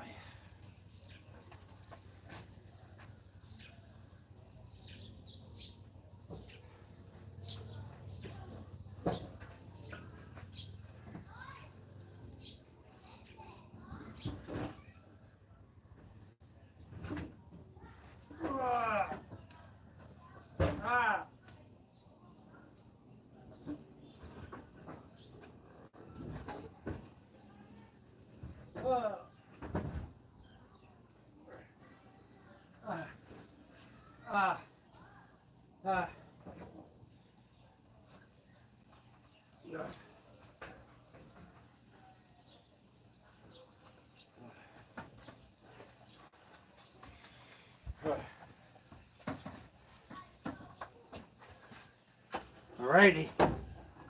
Got that. Now, I'll be going up. Well, I have one thing to do before I go up. I think I'll take a drink of water.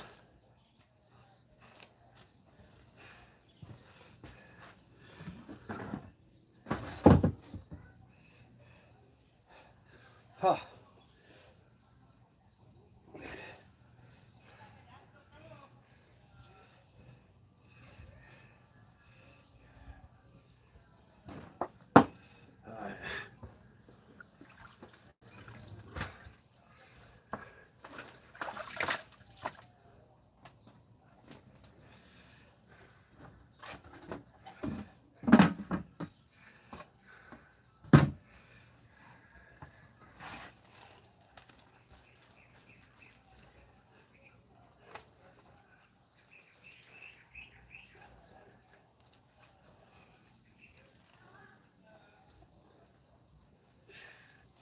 All right, we're going up. Momentarily. Momentarily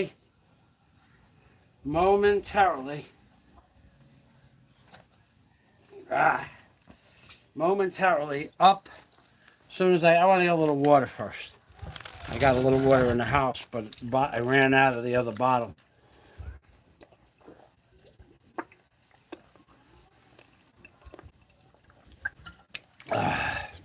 Oh yeah, baby. Oh yeah, baby. Oh yeah, baby. Okay, we're going. We're going up.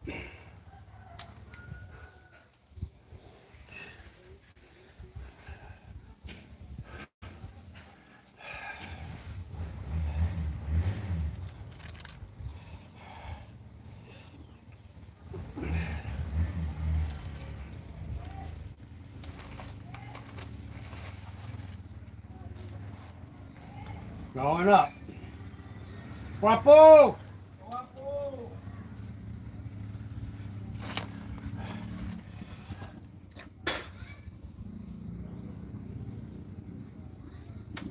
Yeah, we're done. We're done. Done with that. Okay, we're going. I'm going up, baby. Going on up. Oh, you can't see that. I don't know what you could see now, but we're going up.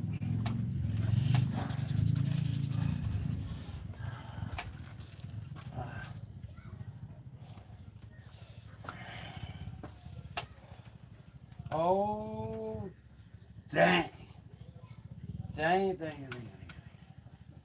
Dang, dang, dang.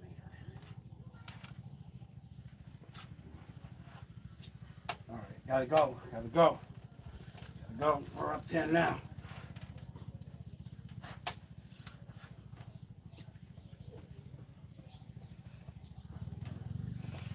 Huh. Huh.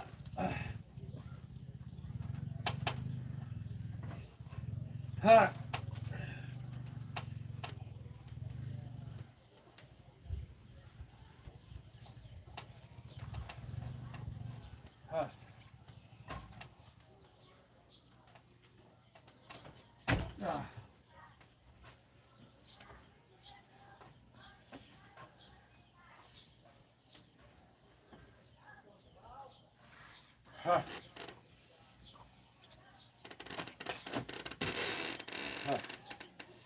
Huh.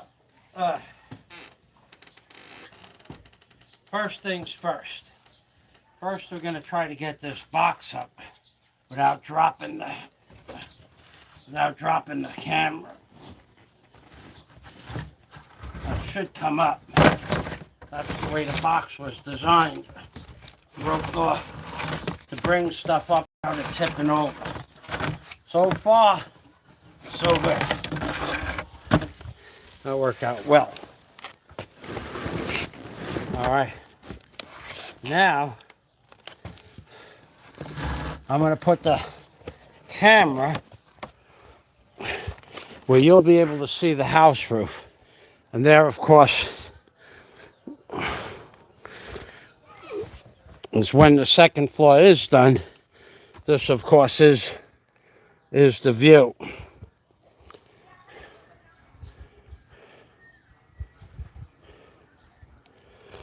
Burlesque. Huh.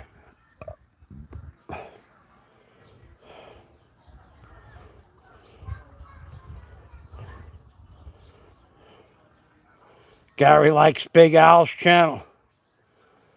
They didn't like the burlesque. I thought that was a interesting change off. Tell you what YouTube has been doing. I've been going to watch other people's videos, and if there's any music in the videos, they've been... You were right, Gary. They're starting to shut down people's videos that the music was okay on some of my videos from years ago, and then somebody copyrighted them. But it doesn't matter for me. I don't care. I don't edit anything anyway, so I don't care what they do. But YouTube sent me a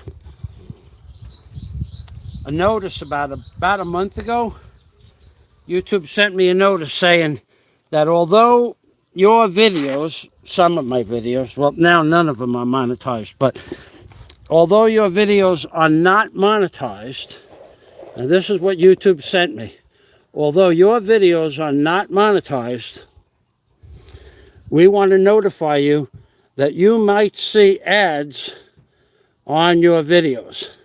It is our right to put ads on your videos. And I don't care whether they do it or not. I could care less about that. But even the ones that I had that were not monetized because they were not allowed to be monetized, I remember YouTube had the right, let's say it was an age-restricted video, YouTube still has the right to put those videos in certain places with advertising. Not that matters to me. But you were right about that.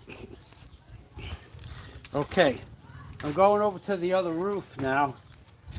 And nope, I'm going to get the chainsaw first. Before I forget that, I need that.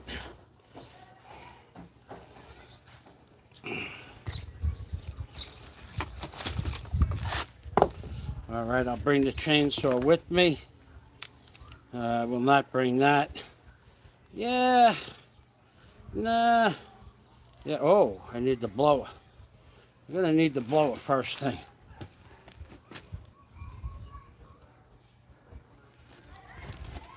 All right. I'm going to blow the deck off, whatever I can blow off first. The wind's blowing in the perfect direction.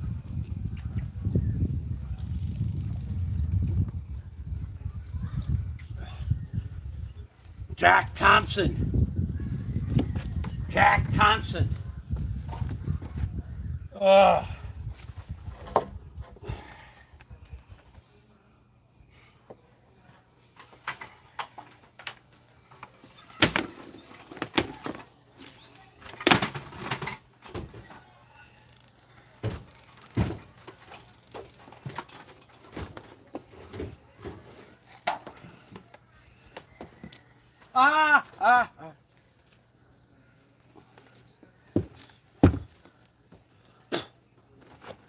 All righty, and here we go.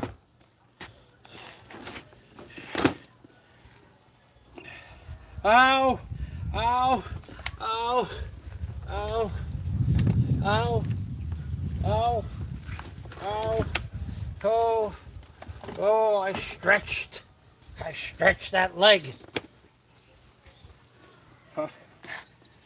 Stretched it good.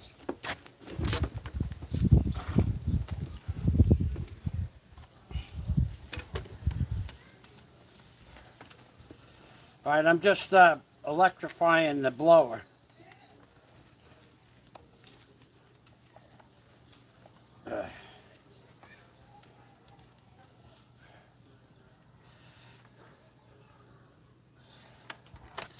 And here we go.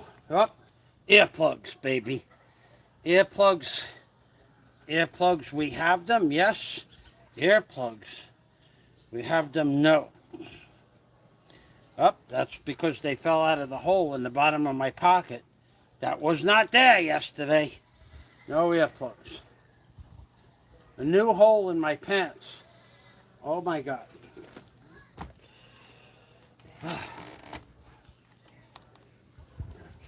Oh boy. Oh.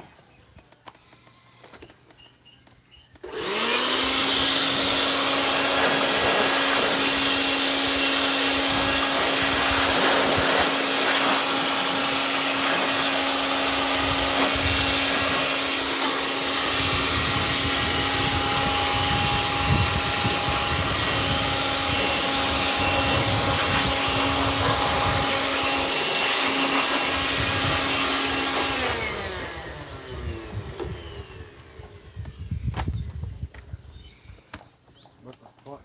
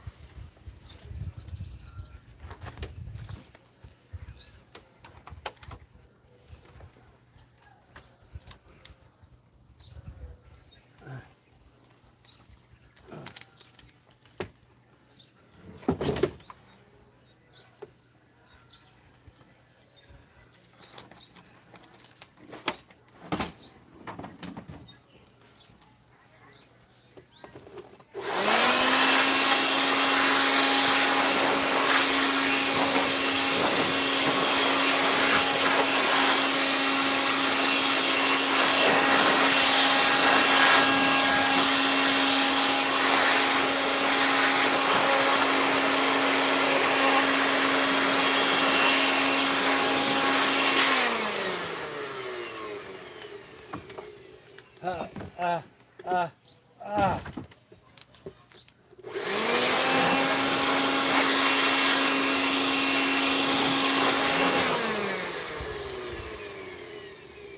Uh, uh, uh,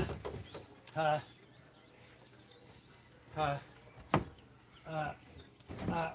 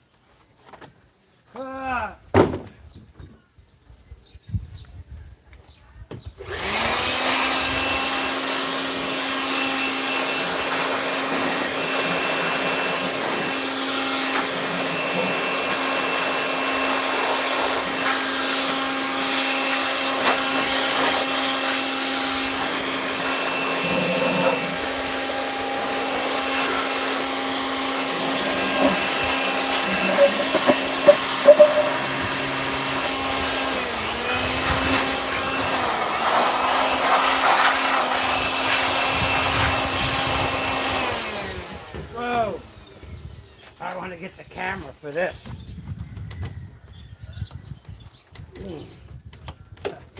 I want to show you something. I don't know if these are the biting ants. I'll know in a minute. But there's a lot of them.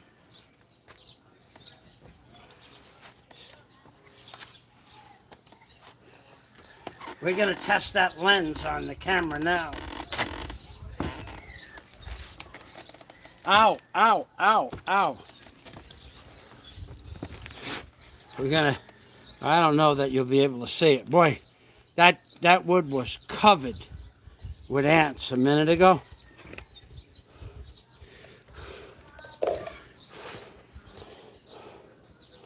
Right there.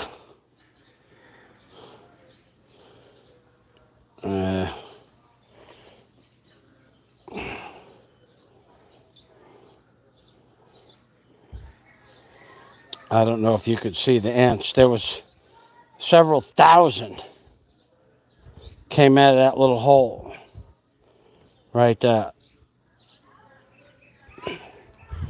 Now we're 10 feet away. This is kind of like a test to see what the camera can see from 10 feet away.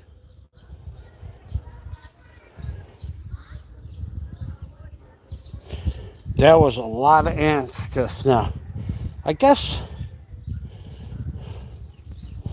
well, I don't want to bring it over there because I'm going to be dropping boards and sheets of plywood and stuff like that all over the top of that deck. So I'm going to leave it. I'm not going to show you the ants. We'll do that another day. Show you another ant colony. Anyway, that's where I'm going to be working for the rest of, whoop, what is this? That's in the way, baby. Okay, I don't belong there. Okay, so I'm blowing out all the leaves off the tree there, and then I'm gonna put 2 boards down on the front edge of that workbench, and then slide a piece of plywood underneath it. I got a few minutes of moving boards before that happens. Yeah. What the fuck? I'll bring it over there. I'll just bring it over there and show you the ants. I know you want to see them.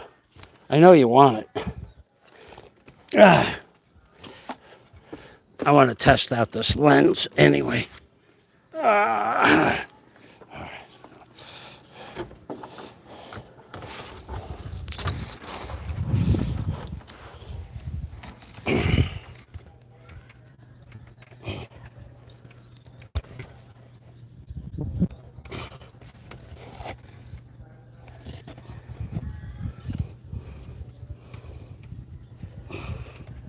Okay, that's the hole.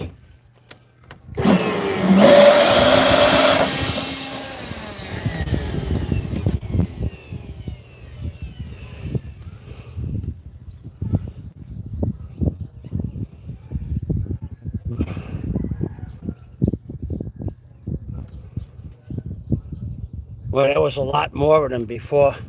I guess they went someplace else. I don't know. There was thousands. I missed out on an opportunity. What could I say? Not the first time. Okay, I'll put the camera back where it was.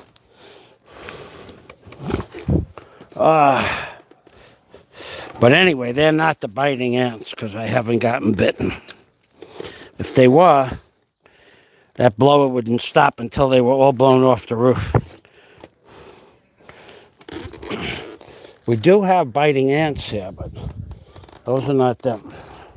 Same color, and as far as I can see, they look the same. I don't know what they look like close up. Uh-oh.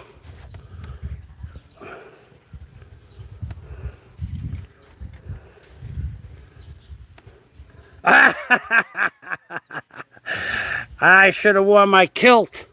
If I would have known he was going to watch, I would be wearing my kilt.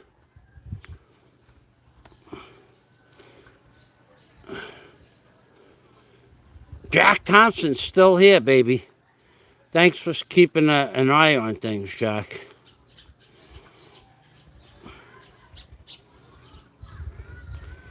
Yeah, baby. So I don't know why... I don't know why this... Oh, there it is. Okay. All right. How long are we going? 3 hours, huh? You know, I'm going to wish. I only get 4 hours out of it. I'm going to go down and get the charger because I got a feeling that the battery charge is low on this thing.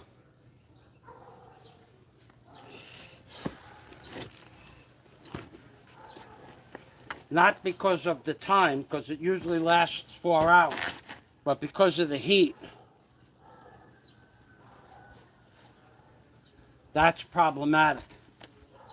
The heat destroys the charge in the battery. But 4 hours of live streaming is a long time. So I'm going to go get the charger. I'll be back in, I don't know, maybe 4 minutes.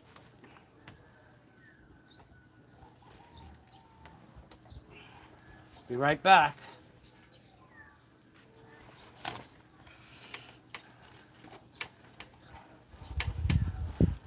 Looking for the upskirt. He is a twisted little man. There's no doubt about that. And I'm sure that nature's going to take its course eventually with that guy.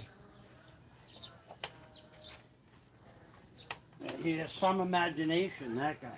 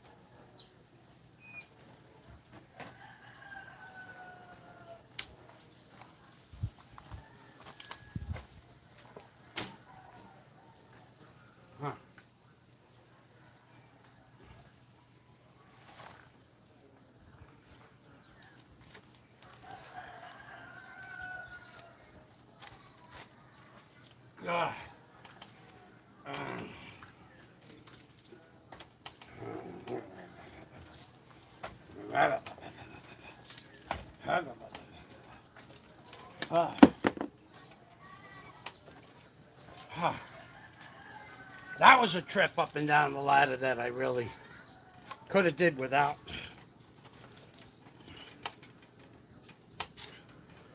Ugh. I wonder how many times I went up and down the ladder today. Oh. Huh. Huh.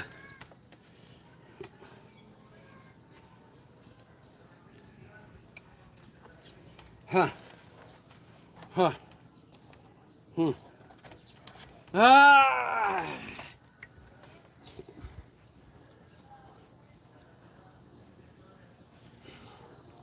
Let me charge it up for a little bit. And this way I know it won't die in the middle. Huh.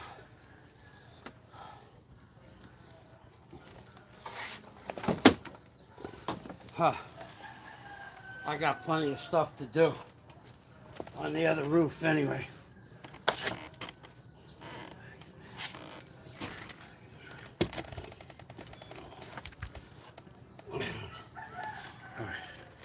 I'm going to take a 1 or 2 minute break. If anybody has a question, now's a good time. Huh.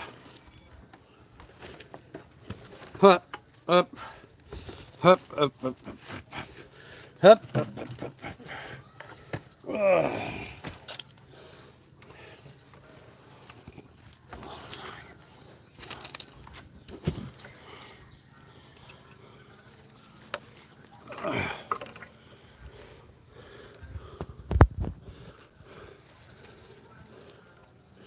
No, it was still at 30%.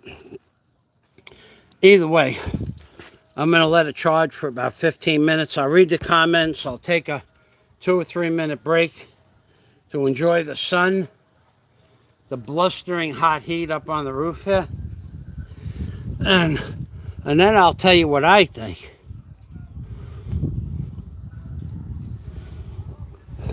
I don't know that he was waiting for the upshot of underneath my kilt, but I do know that he will not leave the live stream, hoping that he can grab a screenshot of me getting hurt. He somehow gets his. I bet you he literally rubs one off when he sees somebody get injured.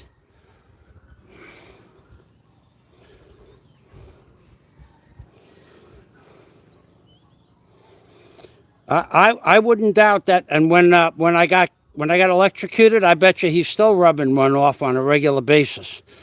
When he watched me get a little bit of a shock,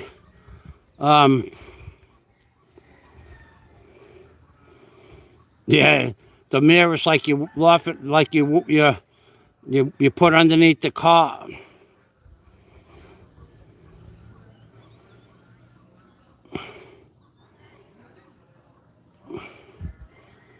In case you thought you were only going to get 4 minutes of air blowing.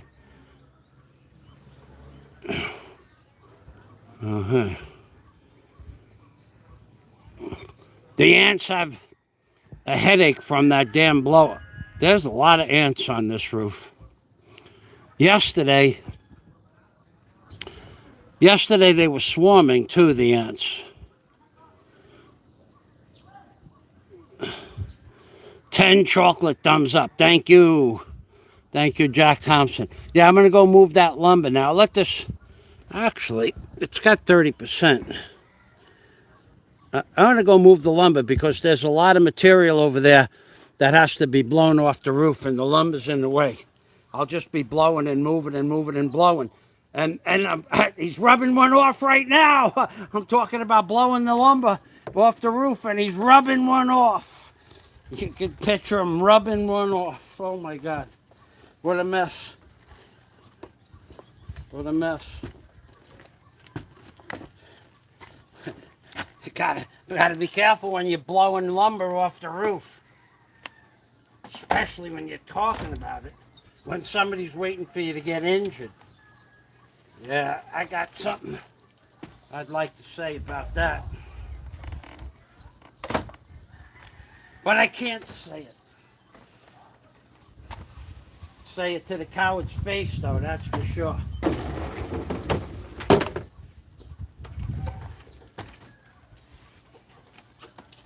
Okay. Alrighty. Okay, so we got the blower here. We don't need the blower here. We got those boards there. What should I do with those? Those are going to be in the way.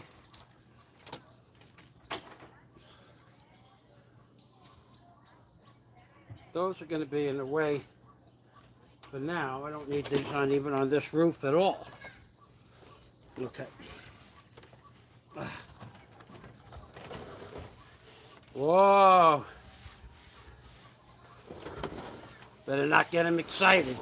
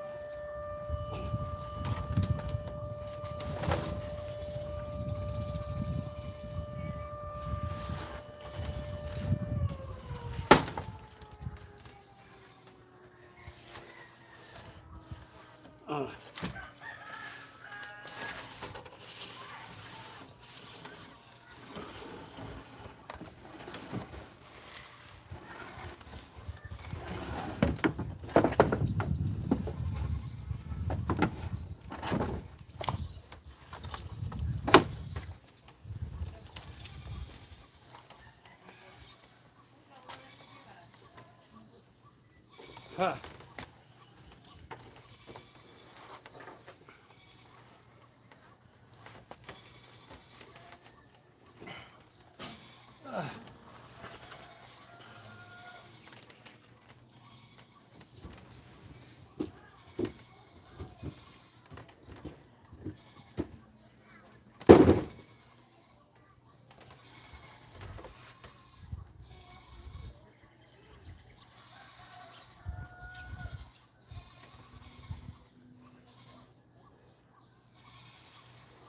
Yeah, I'm ready for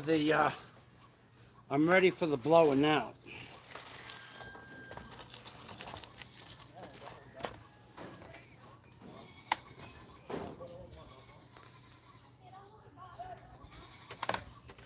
Uh,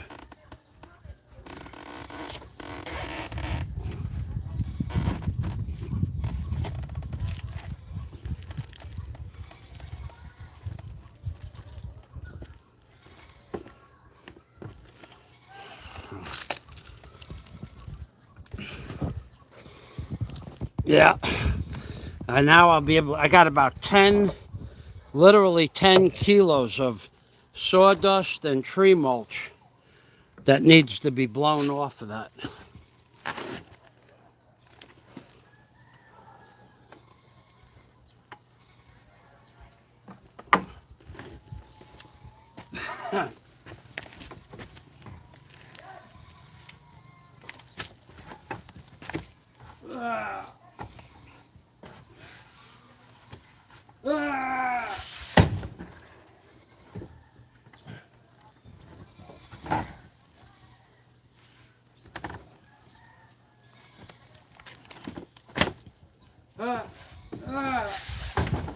Oh.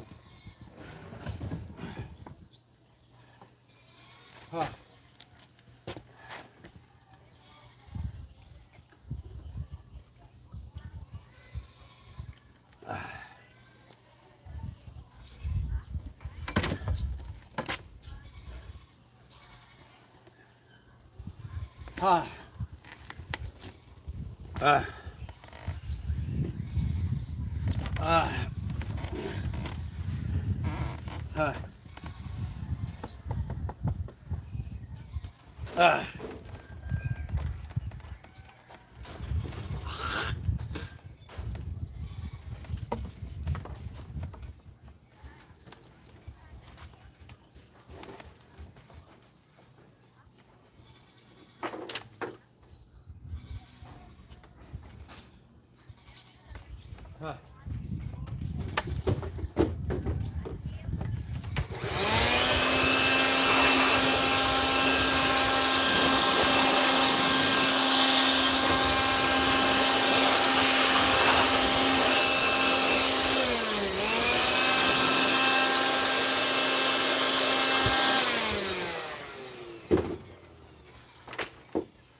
Huh. Huh. Might be an upshot now, baby. Never know. Ah.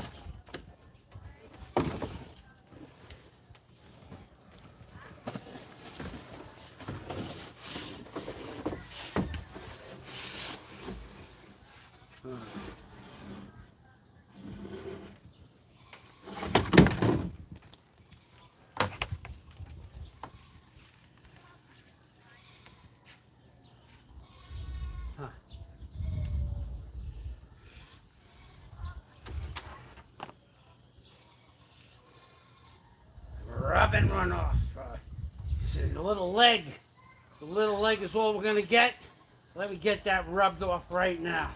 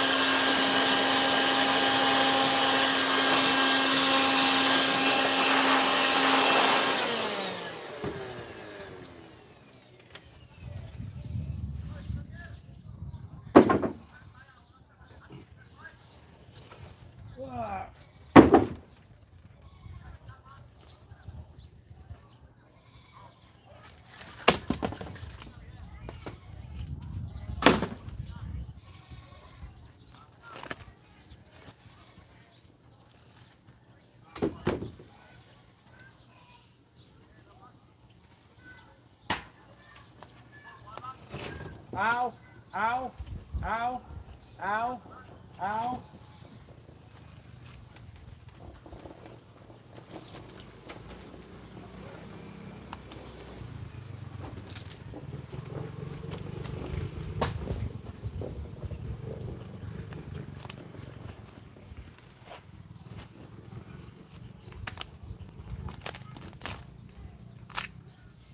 Wow.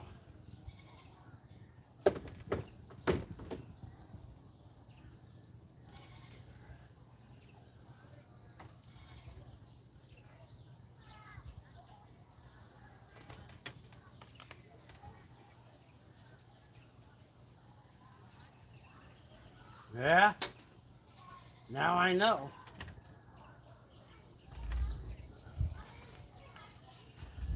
I'm gonna come and get the camera, I'll show you what a real ant colony looks like. God, on the roof, second story ant colony, oh my God.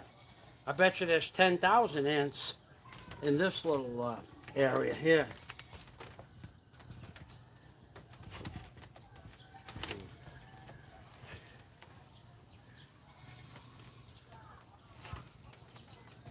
I would like to get the camera anyway, because I want to move it over to this roof.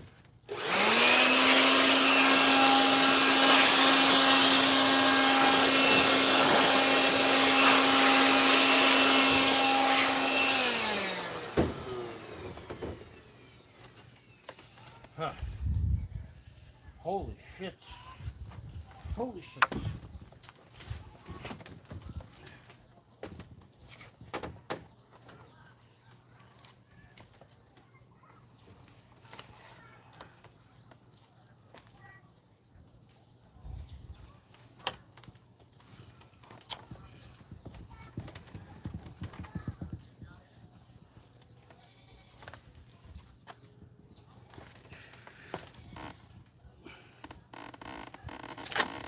Yep.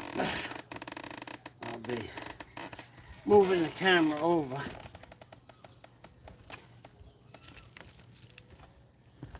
So that you, my viewing audience, has a better understanding of, I wouldn't call these bad conditions, actually. It would be a bad condition if those were red ants and they were biting ants, then it would be a pain in the ant. I'll tell you what.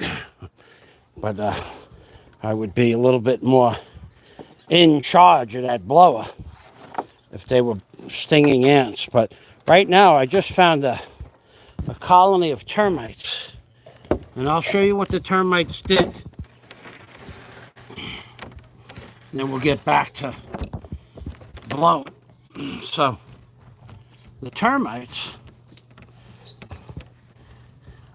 etched out holes, multiple holes in everything they enjoyed eating.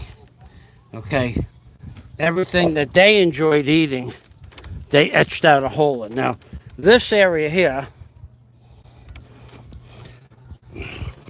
this is, I'm gonna expand this. Okay, let's see if we can get you. Those are ants. They're not biting ants. And I disturbed their nest, so they're moving their eggs. Okay, so let's get that. Let's get a nice view of that.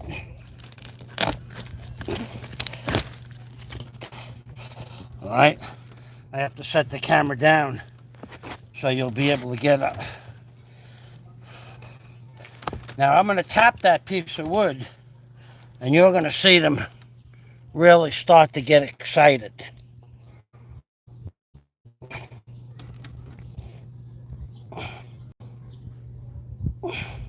They're not excited yet. They'll be excited in a minute, though.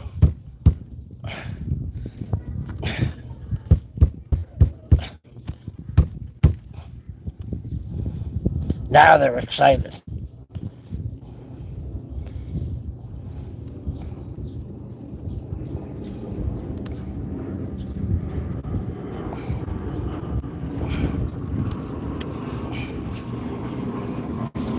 There goes an egg. How's the view from that camera? Can you see the ants? I think you can. Oh, they're not biting ants, but if you get them going, they might decide to take a nibble. All right. So we're going to move the camera over. I'm going to show you how good this blower works on cleaning up lumber. Okay, so right now, what it's looking at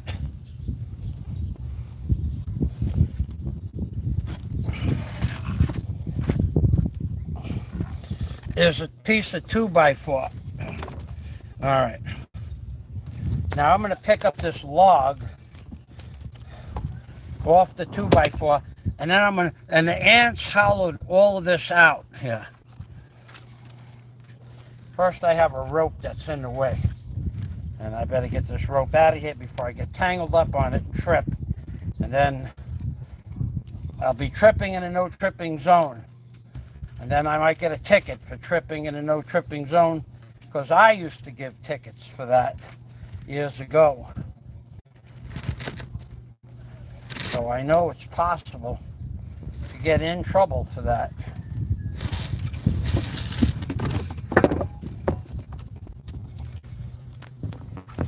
Okay. Plus there's metal bars on the end of that rope that I had hooked up onto something else. And that's all gone now. Okay. So what you're going to watch now is me pick up that log and then blow it out. And you're going to see how well the blower works, as opposed to trying to sweep it up and with a shovel. Okay. And here we go.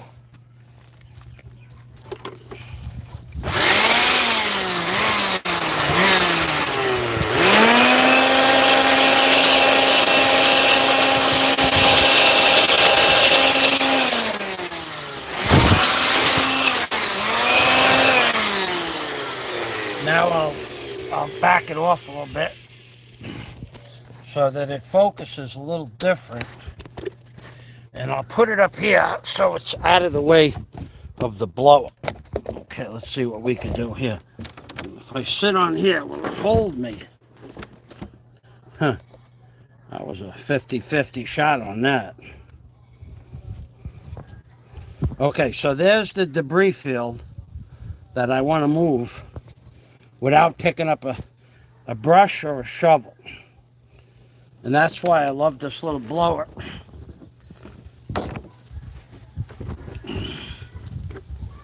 Uh-oh. I said love the blower. Rubbing one off. Another one gets rubbed off.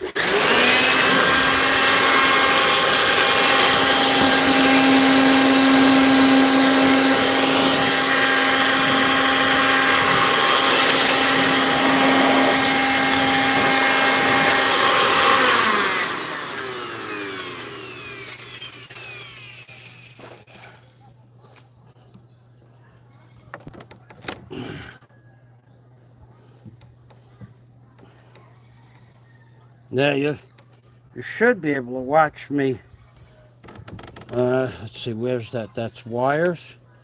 No, what's 2 wires? What is that? Oh, that's the cable. Okay, yeah. Okay, I'm gonna blow it off.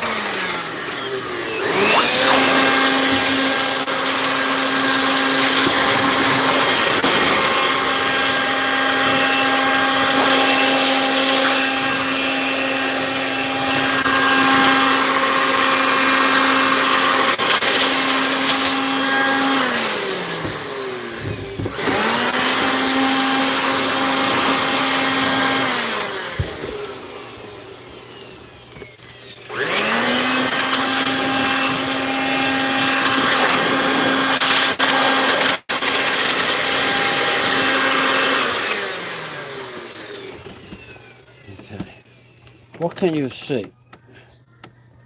What is red? Oh, that's the car. Okay, you can see this. All right, I'm going over there with the blower to blow off the rest of the roof.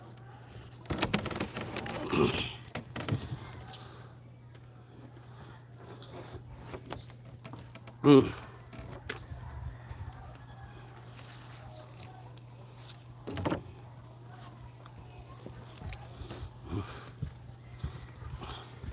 gonna need the gloves for this because I'm gonna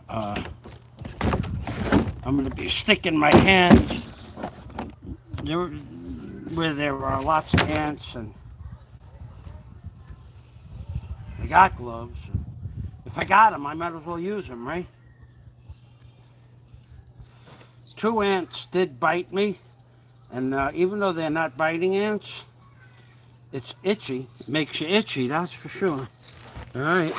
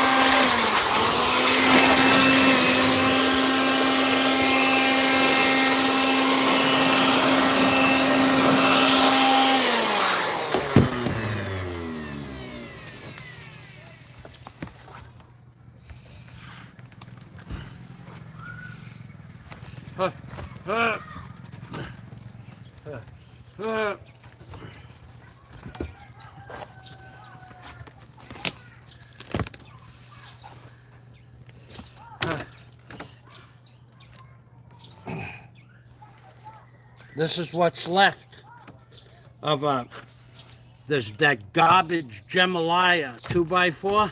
This was a 2x4. It's 3.5 years old. It's been up here for 3.5 years, and this is what's left of it. Now, had it been coconut lumber like they were supposed to sell me, it probably would still be a good piece of wood. But that guy who I paid for the lumber sent me, I moved out of my apartment and he sent me the wrong lumber. We weren't going to get any cocoa lumber. I didn't have a choice. Had I known, I would not have moved out of the apartment and waited for the cocoa lumber to be available. And he screwed me 16 ways from Sunday. And since then, minimal do I pay in his lumberyard. Minimal. Nothing this year. Well, one thing. But other than that, that's it.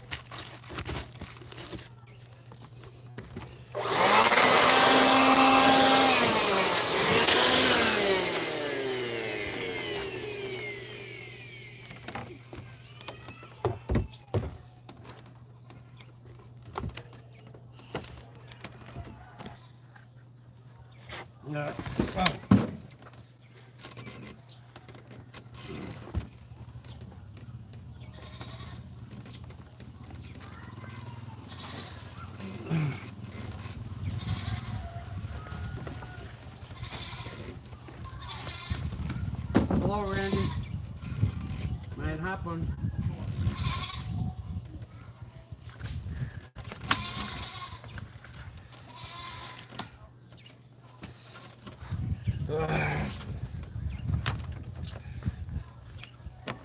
Alrighty. We're very close to being able to get one sheet of plywood in place. Probably an hour away.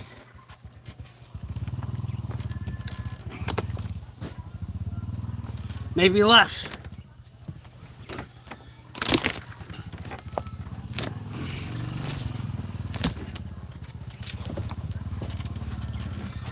Maybe less. All right.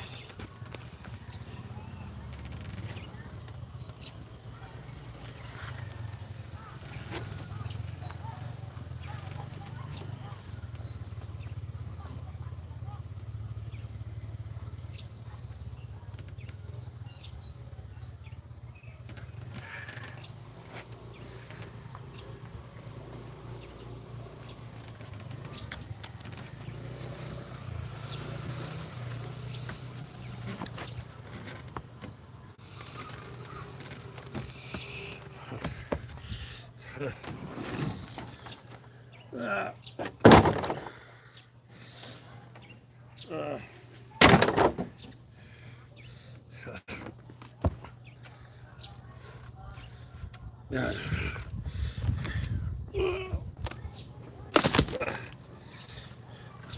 Huh.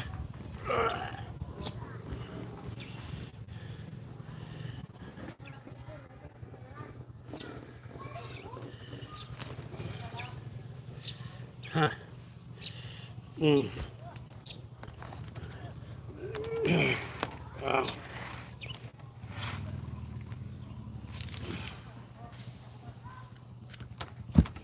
Oh boy. Boy, there sure are a lot of these ants up here. A lot more than I ever figured.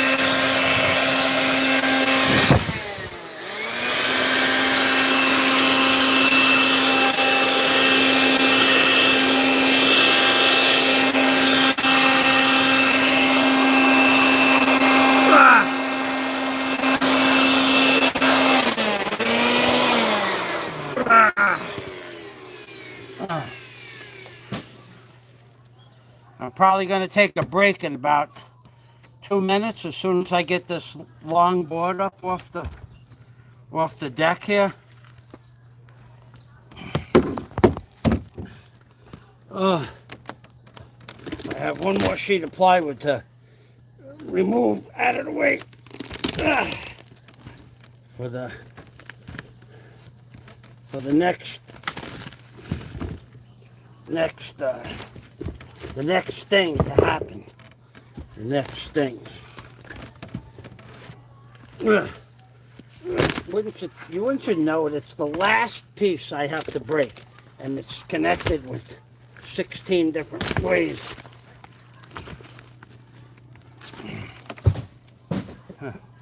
Amazing. It's always the last one. It's always the last one. Okay. So,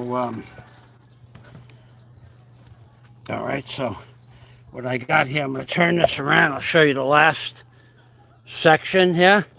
We're going to blow this off. How the blower works. That's a couple of pounds of sawdust, and that's actually quite good fertilizer with the ants, maggots, roaches, stuff like that, but we're going to blow it.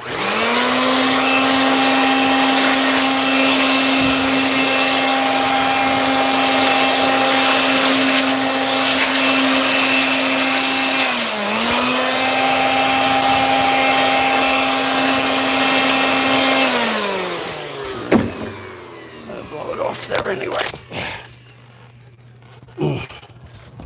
I got a lot of stuff to do. I can't be. I don't plant anything anyway, so there's no reason for me to even care about. But if I was a gardener, I would have been up here with a bucket and a shovel. All right. So my next thing is going to require some energy. So I'm going to sit down for a few minutes. I've been bent over, upside down, sideways, pulling and twisting, and it's going to rain like a banshee soon anyway. Look at that sky. It is going to rain like a banshee, probably within a half an hour. And that's okay, because it'll wash off all this dust. Okay, one more good blow on this deck up here.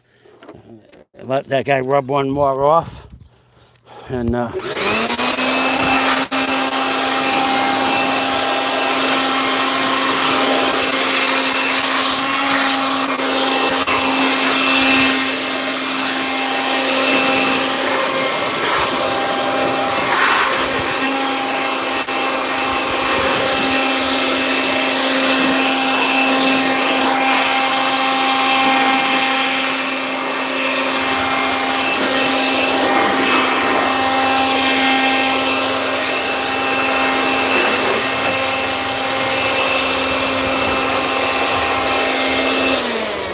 alrighty, time to take a break, a bend. Oh yeah, I know a couple of weeks ago I put out my my Facebook email address.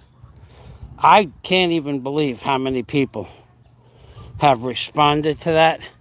People I know that go on to worthless channels. It's starting to rain right now. People I know that are useless bloggers. Very nice. Thank you, Michael. Yeah, that did you get a clear shot of the ants? I'm 90% sure you did, but that was something that's pretty interesting. For most people don't get to work in a live environment, in a jungle environment. This is a jungle where we live here. I mean, they built houses in the middle of a jungle, and I live in a house in the middle of the jungle. And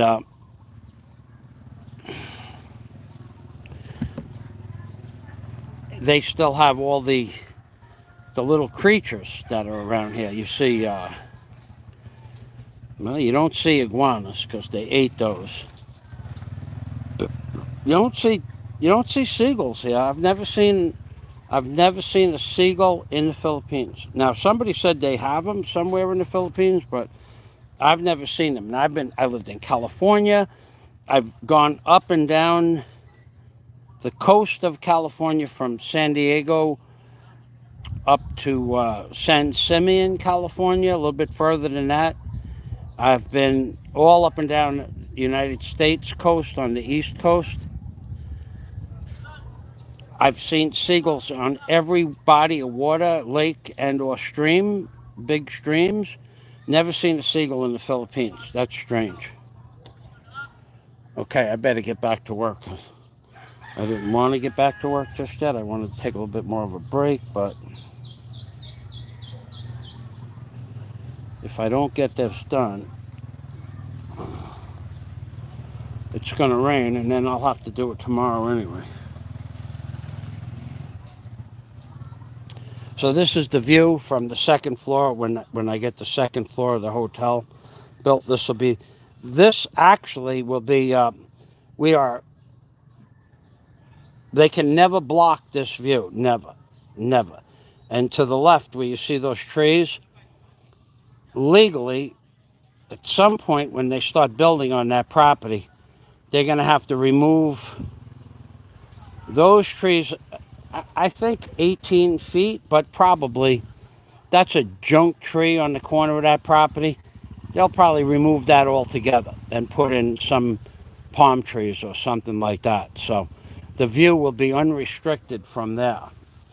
And at night, if you are sitting up on the second floor, which is where I am now, in that direction right there, that is the sunset that you get to watch over the ocean. Unless they put a building between me and the ocean, and the building goes back this way. It's set back quite a ways, 250 feet from the shore. So the building might start over there, so they're never going to block the sunset from my second floor. All right. Another minute of resting, and then we're going to get back at it. In fact, I see something else I want to do. I was not going to do it, but I am going to do it now.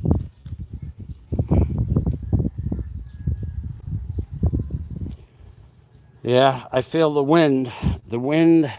I feel the wind on my back, which means the rain is coming really quick.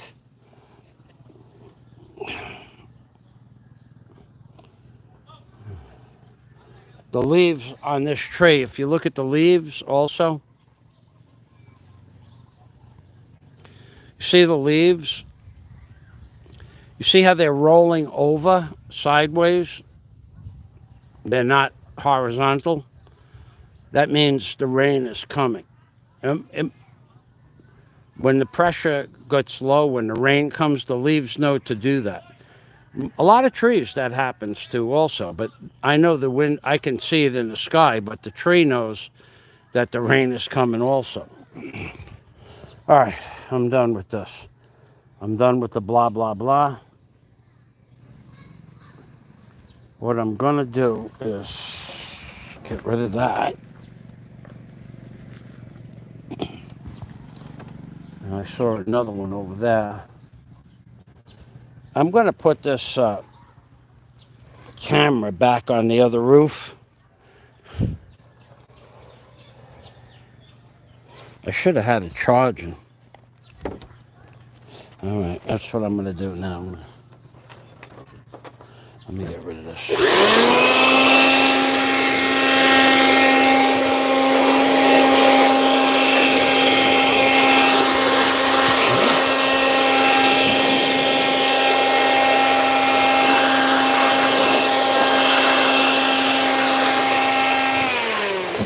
Yeah, I'm going to put the camera back on the other roof. And I'm going to pick up this bench that you really can't see that it's a bench. Now you can. I'm going to pick up this bench and get it off that 2x4 plate on the bottom there. I think I'm going to feel what that plate looks like. That plate might be still a good plate. Then I'm going to put the edge of the plywood on that plate.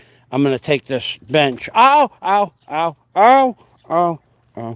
I'm going to take this bench and roll it over onto the plywood behind me. Then I'm going to take one sheet of this plywood and put it on the edge of that plate. And then I'm going to put two pieces of.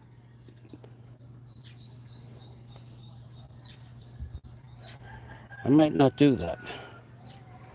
I might take that plate out and put it over here on the floor. If it's a good plate, I'll just move it over to where my feet are, here. Yeah, that's what I'll do. I don't need to have, I can have the plywood to the edge. Yeah, I can do that. Okay. So I'm going to bring the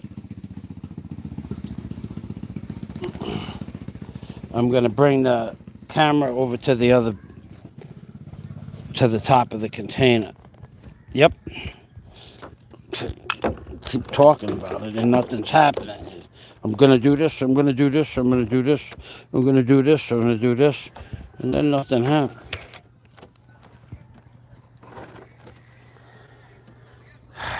Okay, and I'm going to charge it also.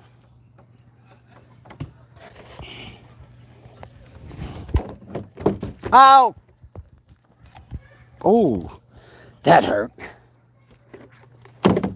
Not much. Enough.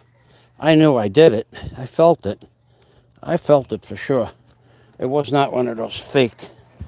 I thought I banged my bruised leg. No, I banged my bruised leg for sure. If I wasn't talking and I was doing, I wouldn't have had that happen. Okay. There we go. Up. Oh, that was pretty easy. Up. Up. Yeah, I got to get this camera out of here. I got to get the camera out of here because now I'm going to start swinging plywood and 2x4s around. And I don't need that.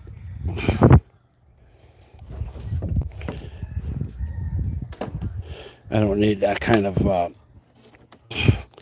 stuff smashing into my camera.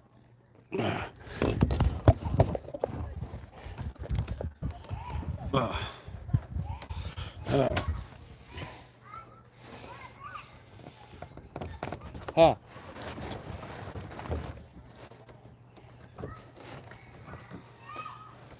Uh-oh. I knew there was something wrong about that.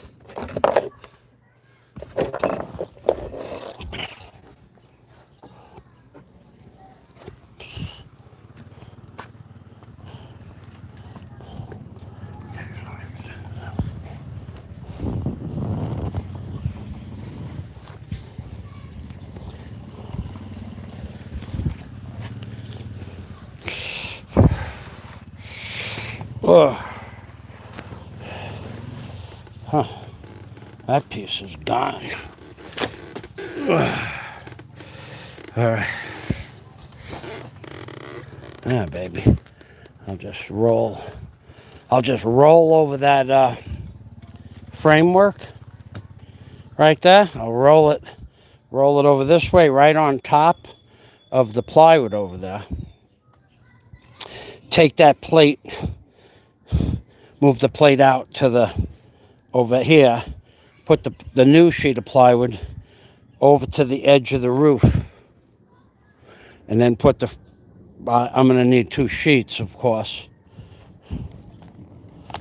All right.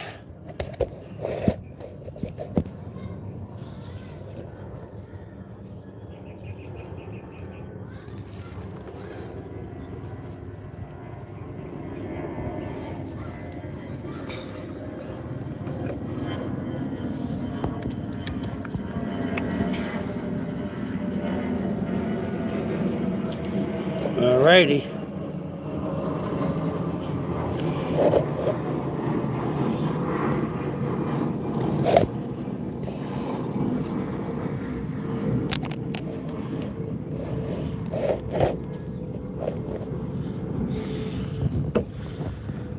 Alrighty, here we go.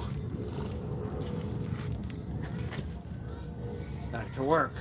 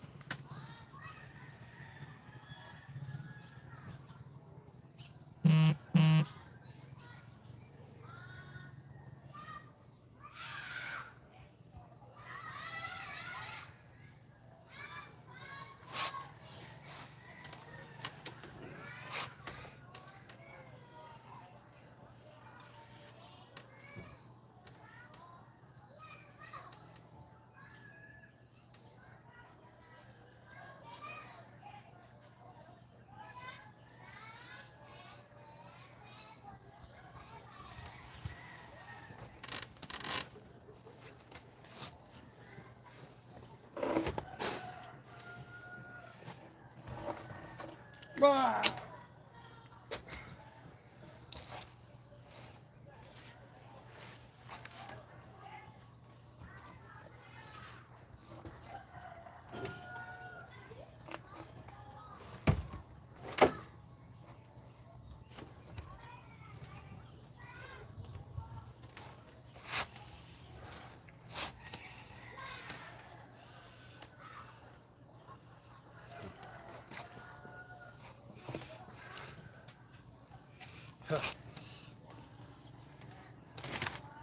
Wow, that's a surprise. All right, that 2x4 is a good solid plate. I did not think that was going to happen. All right, so now the whole frickin' board is good. Yeah, I told you, the termites go after some boards and not others. Same quality lumber, same kind of lumber, but some they eat and some they don't.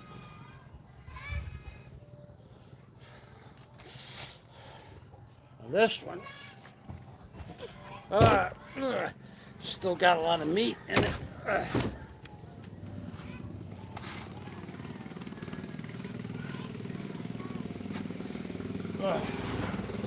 Not on the end, though. Not on this end over here. A little spongy.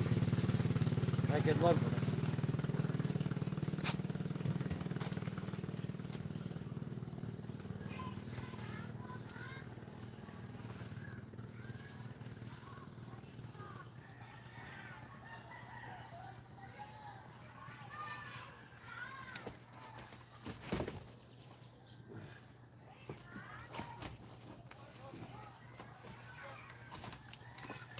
Ah.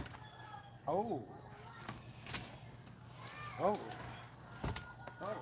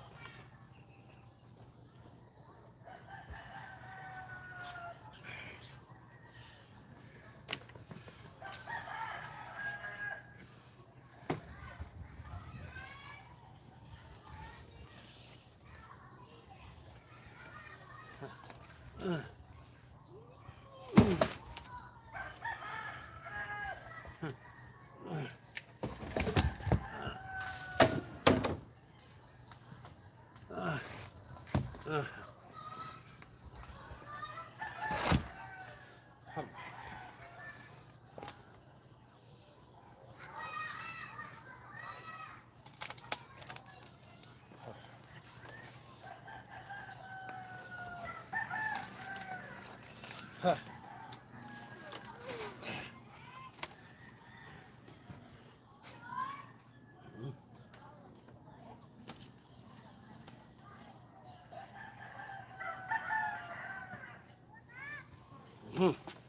That works.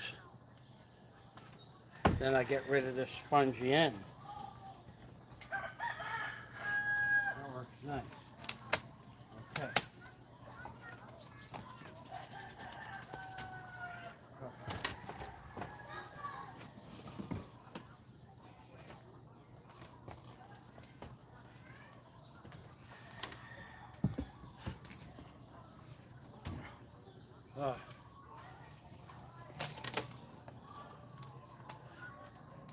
That works out very nice.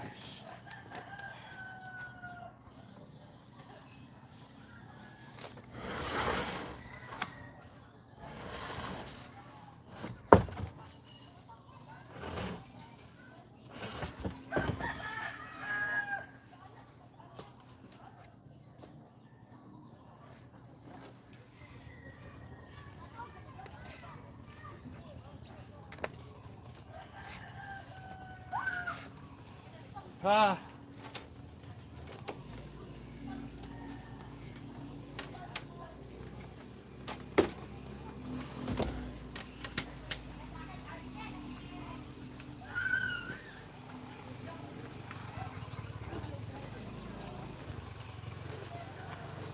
Ah.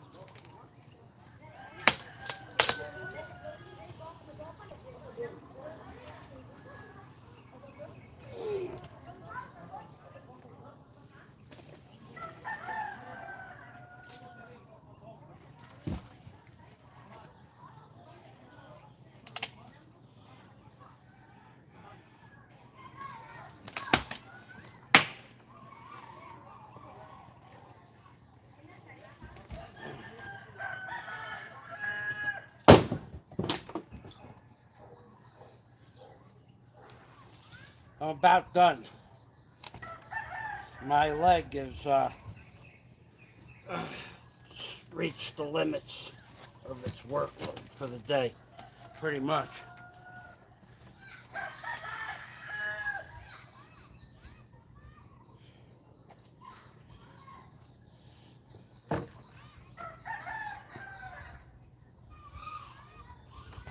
I might be able to get one or two more small things done.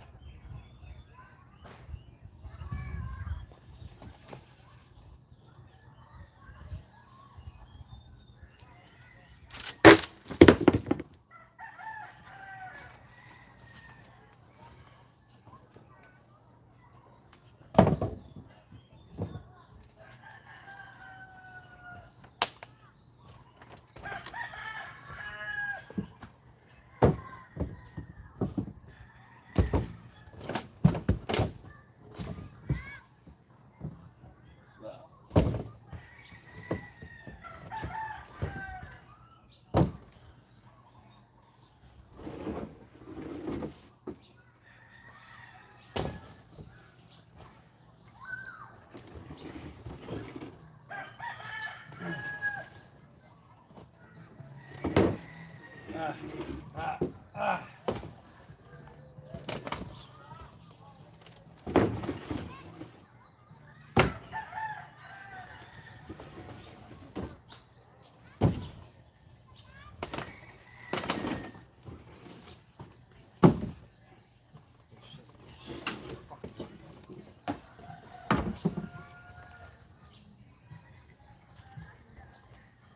boy.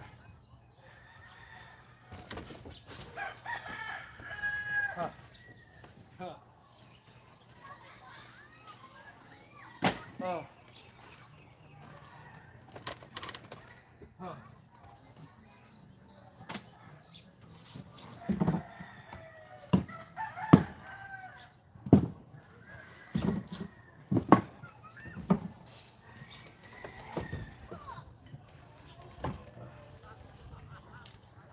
What the fuck?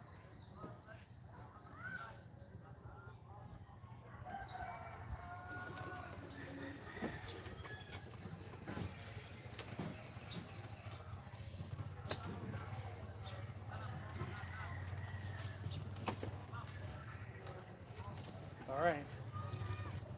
Now.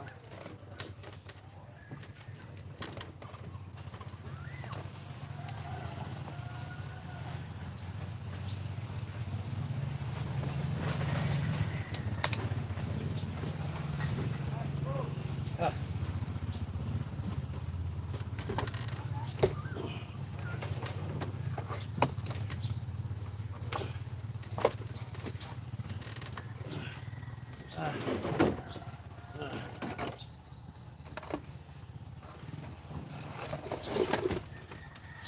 Huh.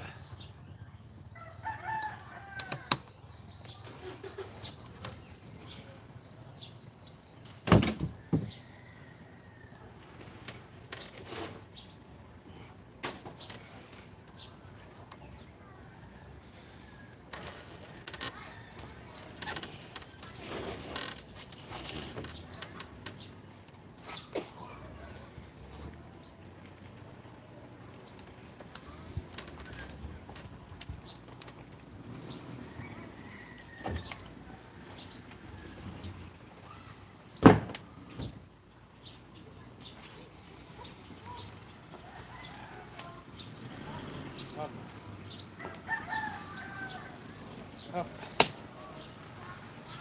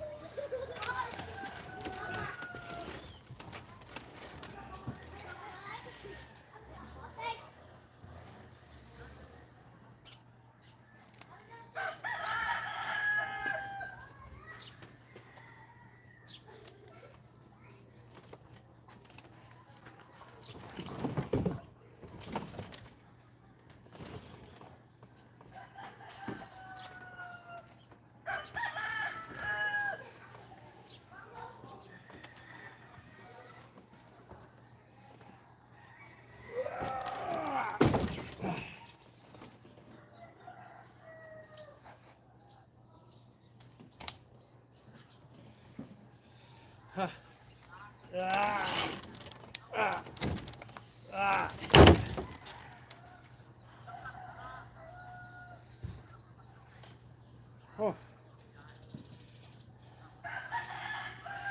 Oh.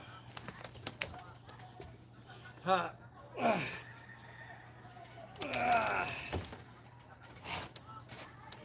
Ah.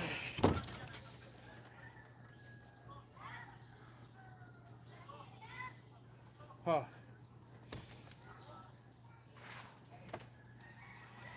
Ah.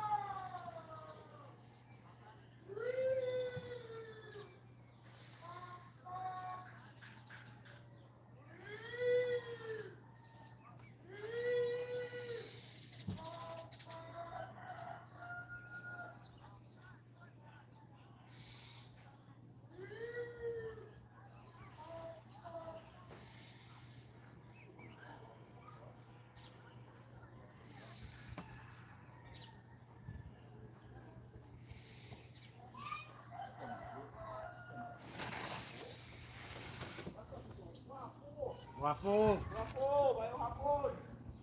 May hapon po.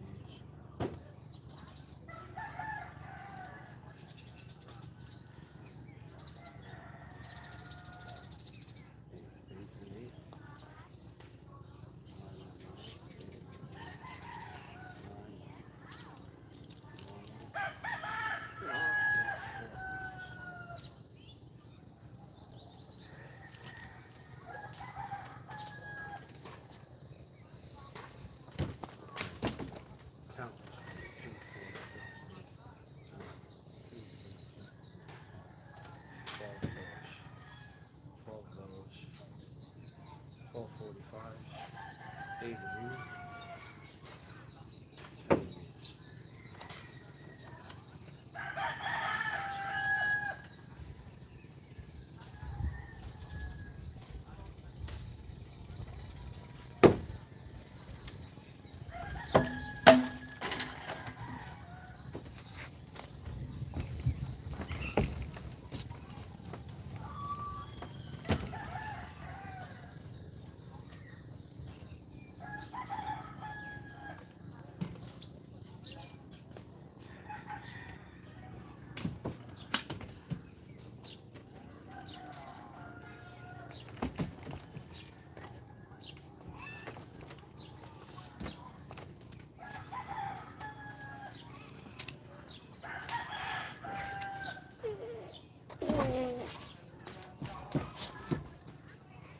All right, I'm done.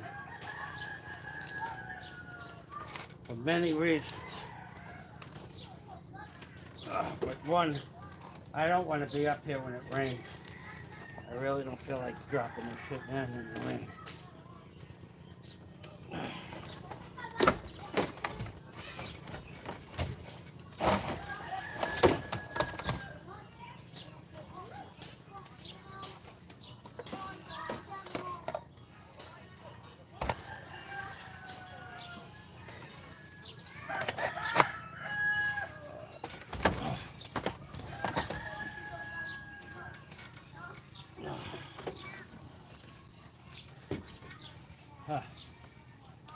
I'm done. I'm gonna just drop all the stuff down to the ground, and I'm done for the day. Done. How do I do this?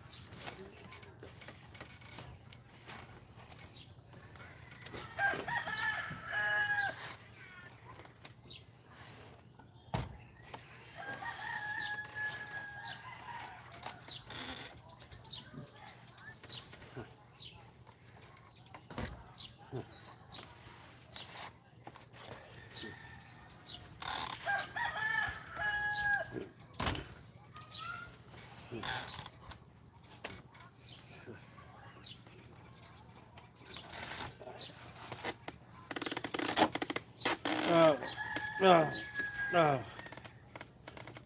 oh. Ow. Alrighty. I hope you enjoyed the show. I'm going to answer questions now, not 30 seconds from now. If anybody's even watching. That I don't know. Or care. About.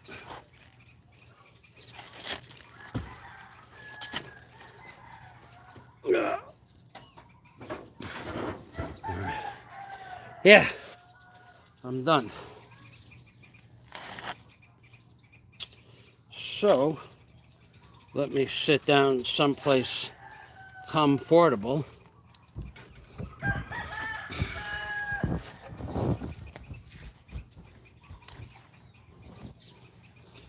And get the camera getting ready to get lowered down. Because I thought it would have rained about 20 minutes ago. I felt one drop. I just felt another one. But it didn't rain. Sure does. I can hear the thunder. I can feel it. The leaves turned over. They rolled over. But I don't feel any droplets. Okay, so I'm going to sit down on my nice, comfortable staircase here.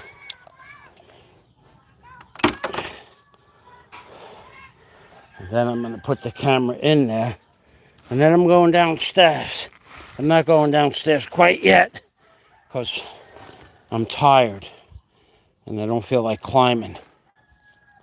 Okay. Oh, don't tell me I did that. I did it. I did it. I did it. No, I didn't do it. I thought I did it.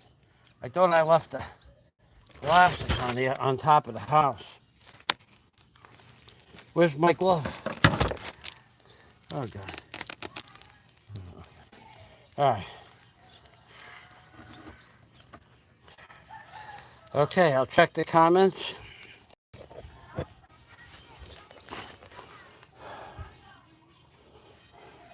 Jollibee. I don't really, yeah, they say May is hot. It's humid. I don't really care about the heat. I like the heat.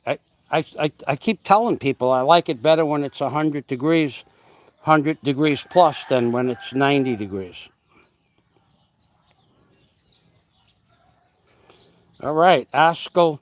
I've heard that Askell word. I didn't know what it meant. Thanks for your Jollibee out here. So you wait outside Jollibee's for some goodies. Good here in Hawaii. Oof.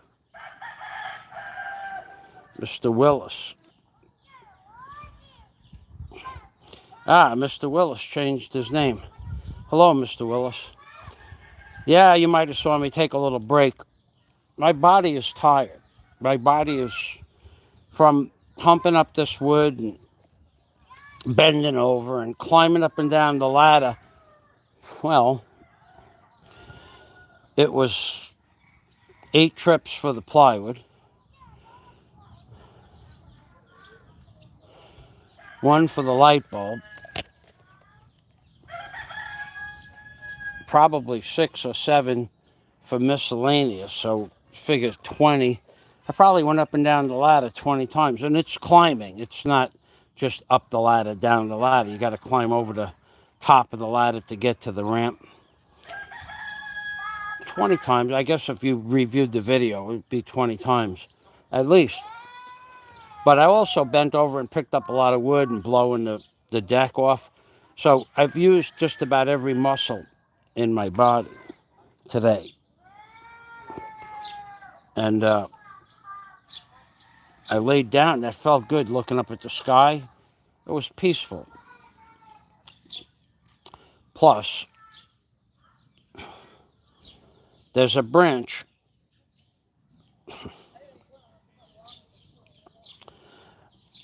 that's dead. It's not over the house. It's pretty much outside the perimeter of the house. But if you park your car, your motorcycle, your tricycle, and the kids play underneath the tree, probably not a good thing. I don't go underneath that part of the tree. I walk around it. And it's a good-sized branch, too. It's about 12 inches in diameter where it starts to die. Probably that part wouldn't break, but there's a good 25 feet of branch from 4 inches out, good 25 feet, that's ready to fall. I don't know. I've seen pieces as long as 14 feet fall off of it a couple of years ago. And I talked to the landlord. I wanted to bring in a truck, trim the tree. No! You'll disturb the spirits. The spirit of my grandfathers. I don't remember if she said grandfather or father. Somebody in her family 100 years ago planted the tree. Now, I got to tell you, I've been an arborist and a landscaping contractor my whole life. Somebody used to use the side of the tree to build fires as a shelter to build fires. You got to remember, 30 years ago, there was probably two houses within 500 feet of me, maybe three. And the people used to still come to the beach, and they used to go fishing and stuff like that. And this tree provided shade, but it would also provide shade for people that were coming to the beach to catch fish, and then they were going to have a cookout. So they melted, burnt, toasted, barbecued. At least 50% of the tree is gone at the base. I don't know which way it's going to fall, but it's a big tree. And they don't try to explain what it's like living here. Nobody knows how to do much here. Like the tree being in that condition that it's hollowed out, it'll never grow there. And then the kids go into the hole and pick out the loose wood and stuff like that. And then the ants go in there, and the rats go in there, and what do they call it? Grubs go in there. And the tree is definitely getting to the point where it's going to want to fall down. And when I tried to explain it, they don't care. I said, you get somebody in here with the right chemicals and then clear that out inside the hollow and then put tar on it. I mean, maybe you could save the tree. The tree doesn't have much longer to go. I would be surprised if it lasted 10 more years. And it is a beautiful tree for shade, but you can't explain anything like that to the people here.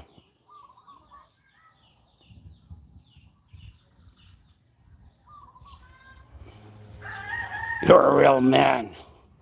I don't know about that. I'm a real tired man. I was a real man this morning. I'm a real tired man now. I'm tired. All right, so what I'm going to do is I'm going to put the camera in my basket here and lower it down. And I'm done for the day.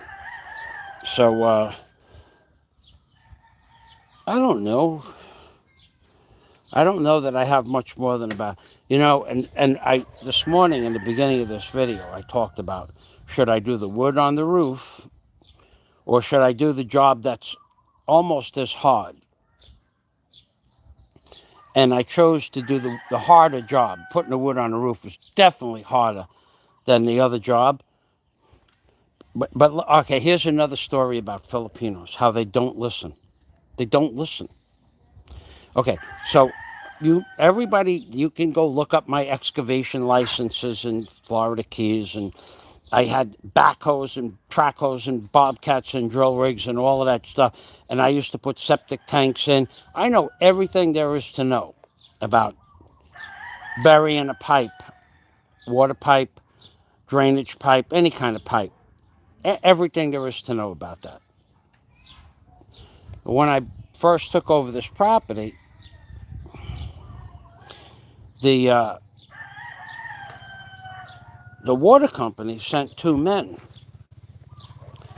to bring the water line to the property. And I don't know where they get these people. I don't know who trains them. I don't know why they bother calling themselves plumbers. But anyway, the water company sent two men. Two men came on a motorcycle. They measured the run. It's called the home run. They measured the home run from the main tap to where I told them the house was going to be. All right? It's simple measurement, right? It's not, you get a tape measure out and you measure or you walk it off. I mean, if you're half a man, half a plumber, any plumber could walk off of 200 feet. Just get an extra 25 feet of tubing. I mean, what's the big deal? It's only $4. Anyway, they come.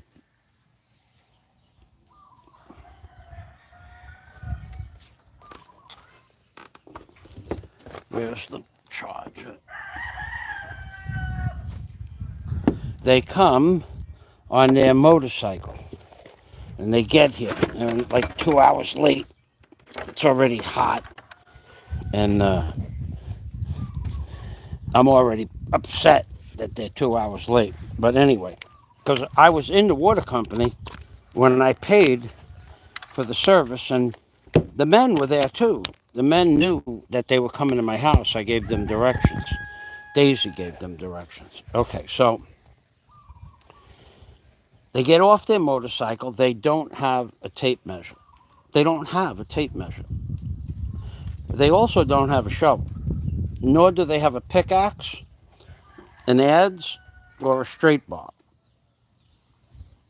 Nothing. They had no tools.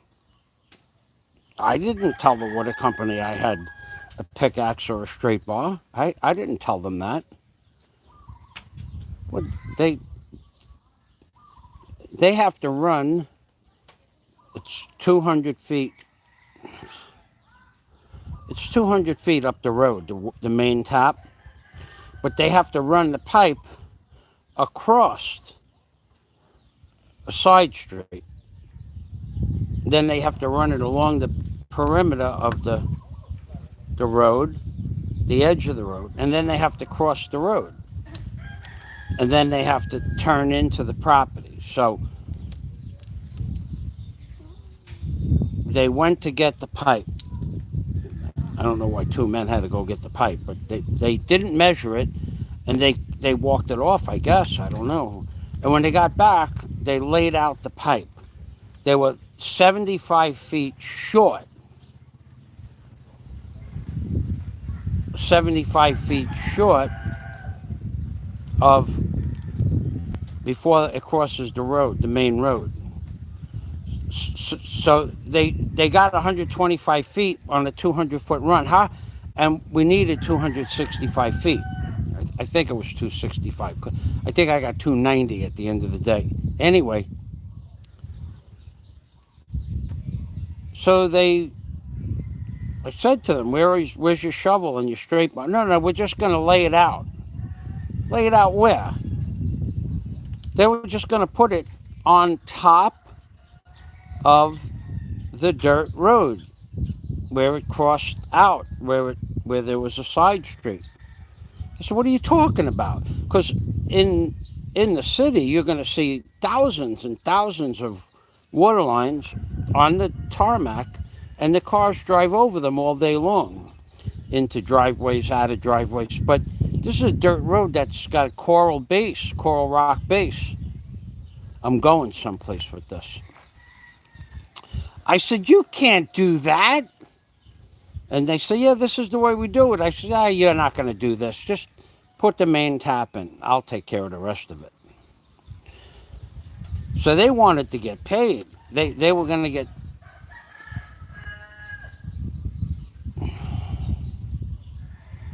$400 each for the day. And they were just going to lay the pipe down right on top of the dirt. Okay, so Jack Thompson. So, yeah, the arborist is some sort of an arborist, or was that? So they're gonna lay it right on top of the dirt. So I said, no, you can't do that. So I got a pickaxe and I got a straight bar, and I and Daisy and the men now, because they want their $400 for the day. And I said, the only way you're going to get your $400 is if we dig out 2 trenches around the road. So I dug out the first trench at the top of the road with Daisy, and then I took the rocks out of the fill, because the rocks, if you put the rocks back in and the cars bounce up and down on the rocks, it punches holes in those plastic pipes. It's different than just being on tarmac and driving tires over it, where you see the I'll show it to you one day. The tubes are all flattened out. That's completely different than putting rocks on it and driving it over. So I did the first trench, and then and the guy came where I went down to the second trench, because we were 150 feet away. And the guy, he made a trench about 1.5 inches deep.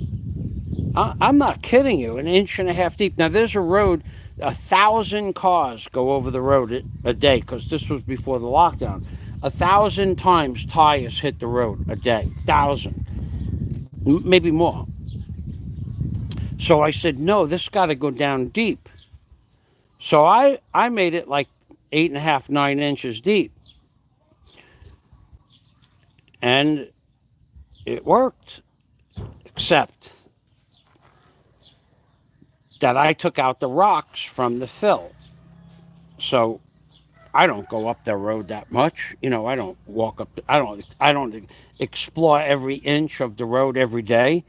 So when I took the rocks out of the fill, I pushed. I put the pipe down 8.5 inches, and then I took metal rebar and pounded it down next to the pipe, and tied it off with plastic wrapping, so the pipe would not want to come out of the ground. Well, these 1,000 trucks in the rainy season, and one thing happened, and the pipe next to my pipe where it turns off the road broke and made a mud puddle in the road. And somebody came and fixed it. And when they fixed it, they didn't have enough fill because the mud puddle had splashed all the dirt out of the hole. So they filled it up with rock. I mean, like 8 inch, 5 inch, 6 inch, 4 inch pieces of coral. Shit that looks like this. This is the kind of rocket they made. They filled it up with this kind of stuff right there. Where's that stone? Right there. See that coral rock? They just filled it up with chunks of rock like that. They just put it right on top of the pipe. So, yesterday I was walking down the street and I saw that there's a puddle in the street. And I know what the puddle's from. It's because the guy who fixed the other pipe, the neighbor's pipe, just filled up the hole with rocks like that. They just walked over into that empty lot and just got rocks and filled up the hole with rocks. So now my pipe is leaking. These people have no understanding of what's going to happen. They don't care about tomorrow. They're more than happy to do it again. They don't do anything all day anyway. Most of them, they don't work. And it's just more work for them. If they do it today and it breaks tomorrow, they have another day's pay 3 days from now. They don't look at like the long term. But this is my pipe that they broke now. They put rocks on top of my pipe because the two pipes follow along with one another.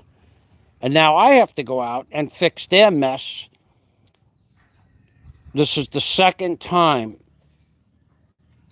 that stretch of pipe has gotten holes in it from the rocks. Once, it happened New Year's a few years ago, New Year's Day, and then again, I don't know, yesterday or the day before. So I have water. I have the water shut off up 200. I got to walk 250 feet up the road to shut the water off. And then when I turn it on, then I could fill up my barrel. Right? My barrel's full now.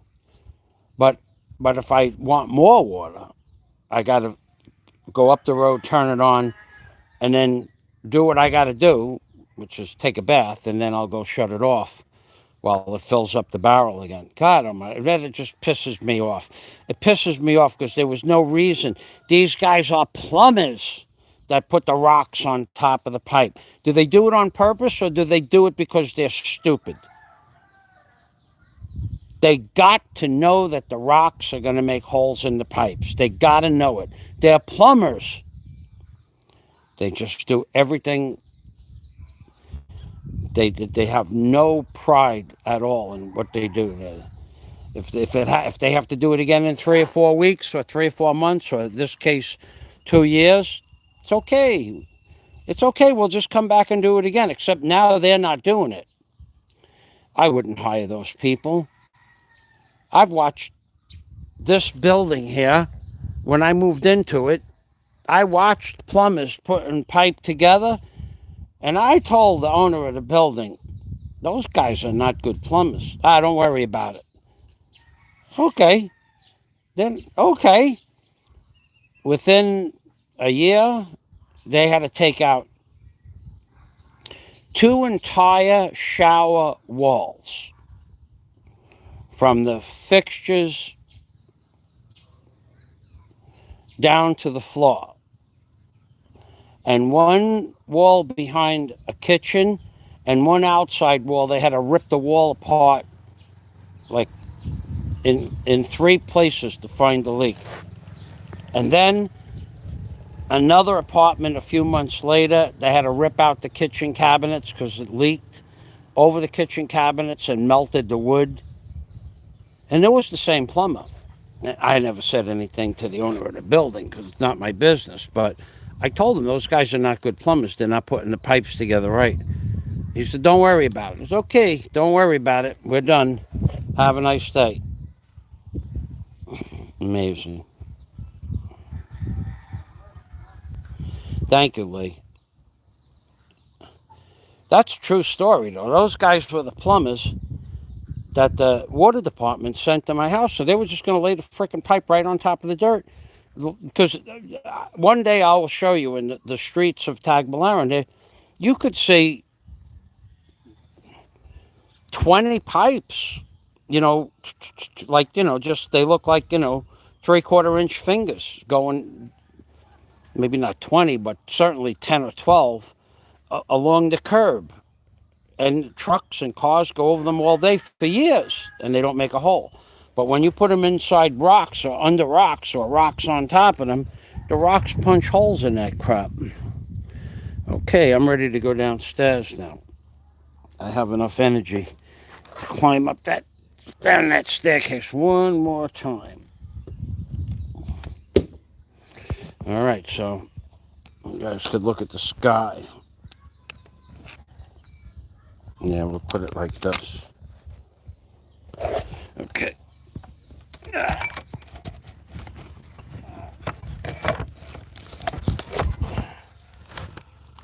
Oh boy.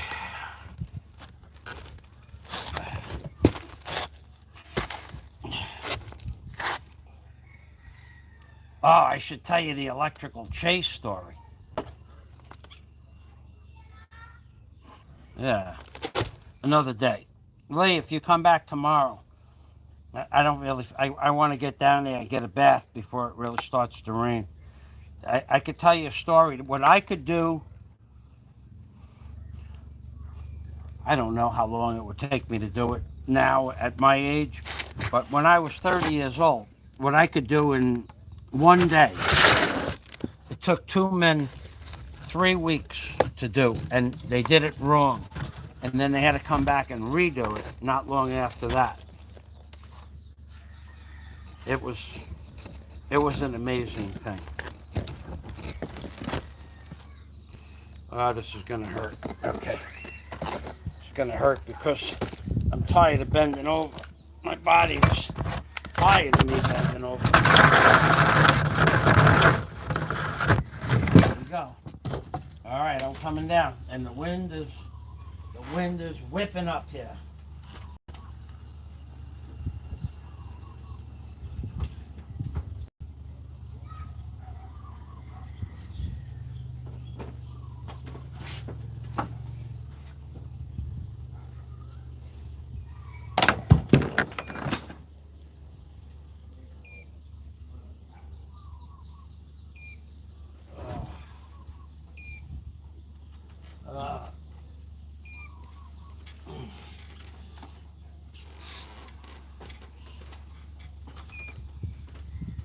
Fabian, get out of there.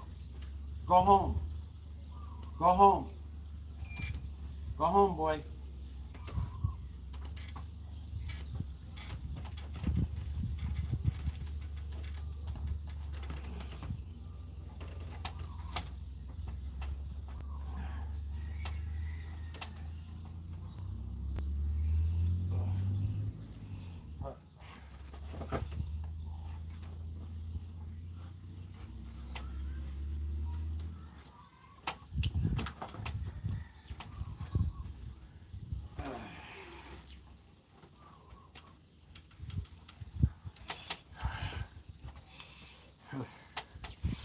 All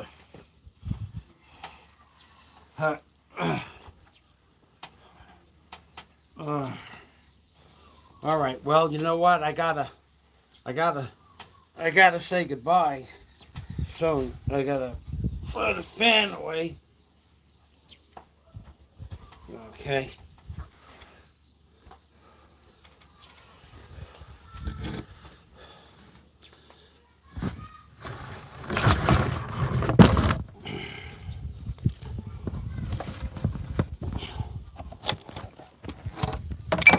Oh boy, that hurts. Okay, I'm gonna. Oh, I got 5 more minutes with you guys, and I'm gonna call it a day. Oh.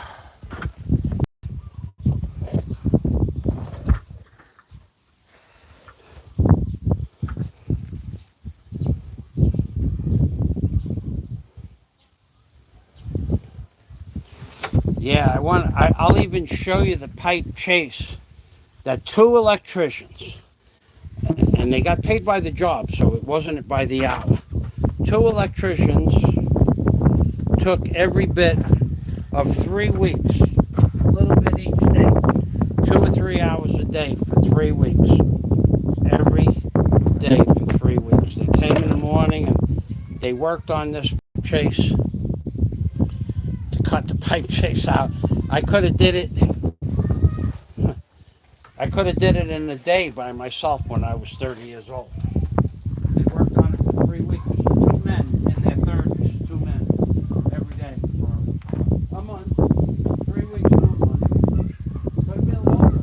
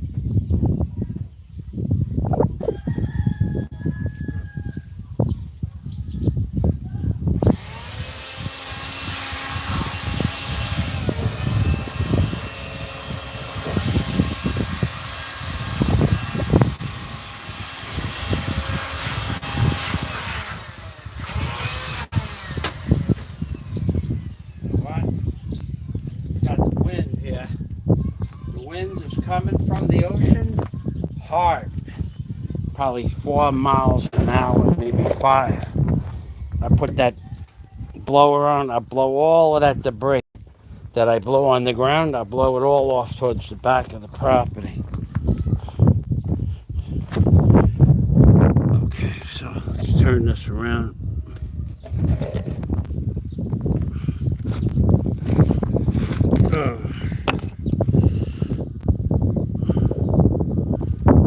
Okay, oh yeah, got a nice breeze going now. Yep, that'll be perfect.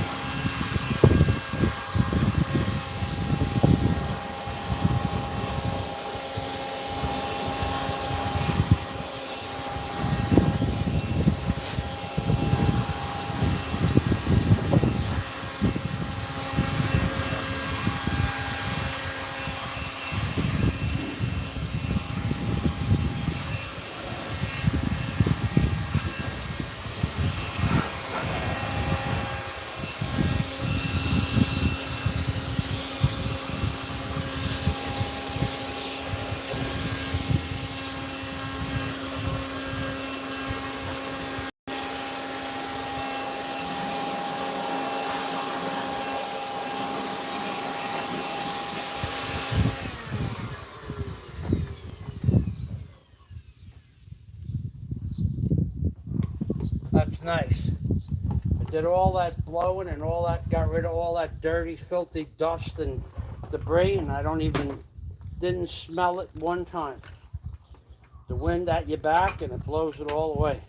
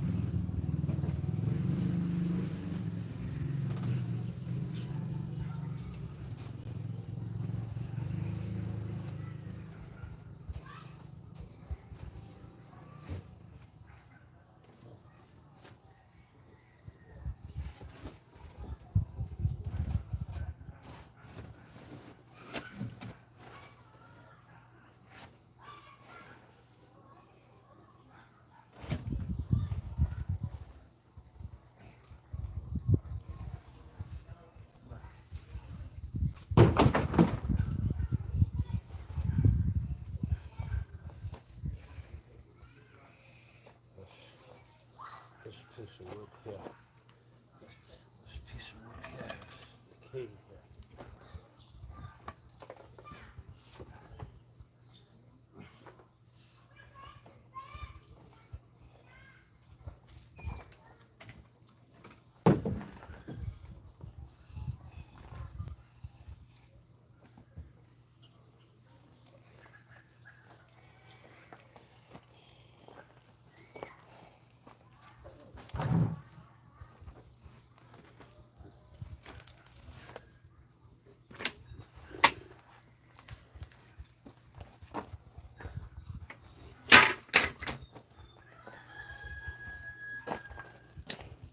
I'll be back in about 5 minutes.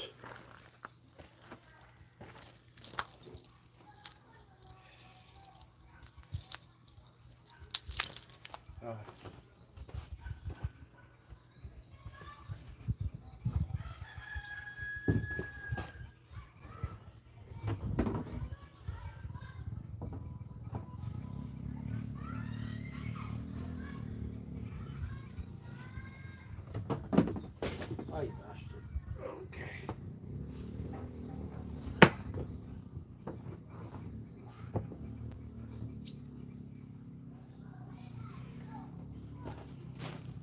I have enough water for tonight and for cooking and flushing, but I'm going to fill up another extra bucket in case I don't get to that job tomorrow because it rains or something.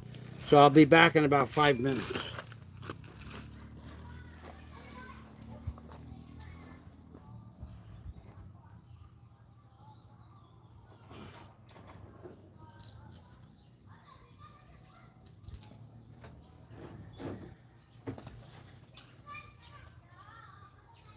Son of a bitch.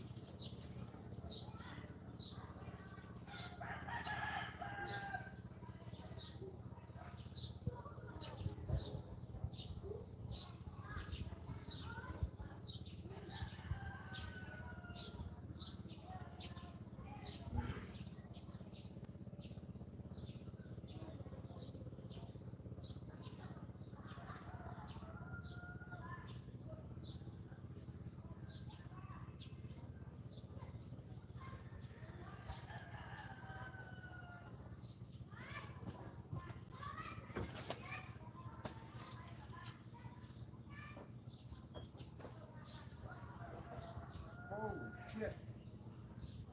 Did you try to get into my fucking fence? They did.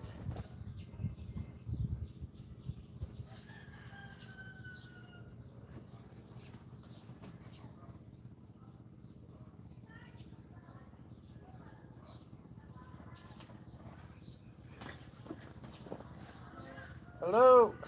Mein Happen.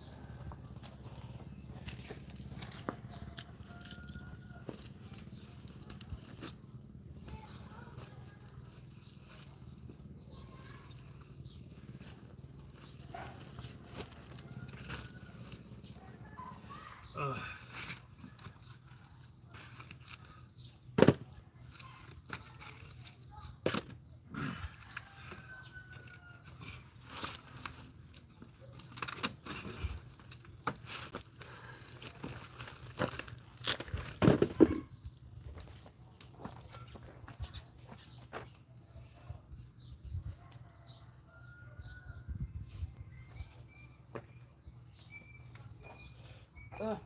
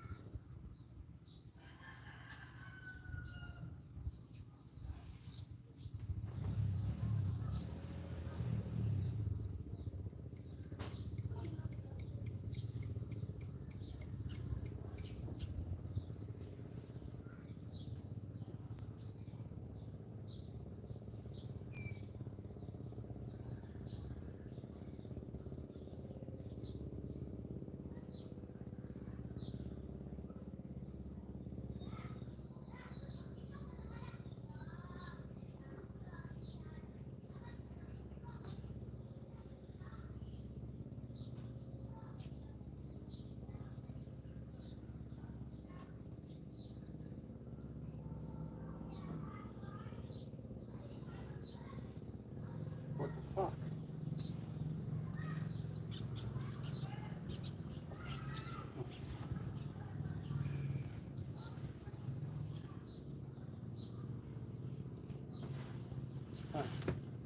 Oh boy. Oh boy.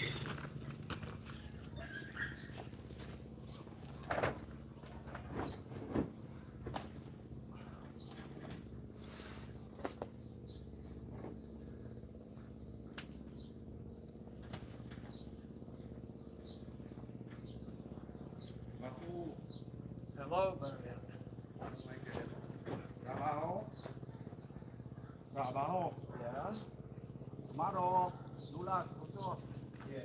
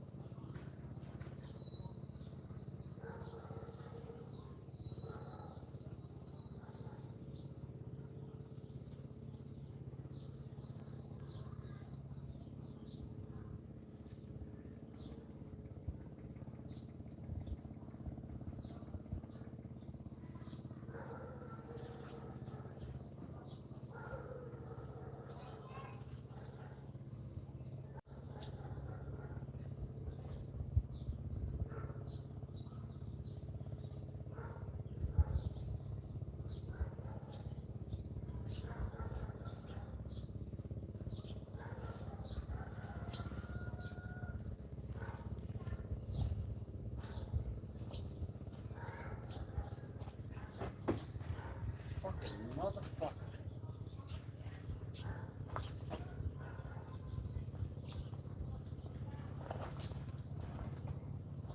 You try to get into my property and you pulled up my fucking fence. You cannot come in. You can't have the shit.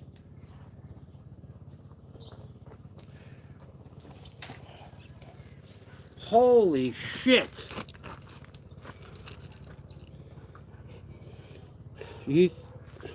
You talk about ignorance. You talk about ignorance. I tell you people all the time, the ignorance here is astounding.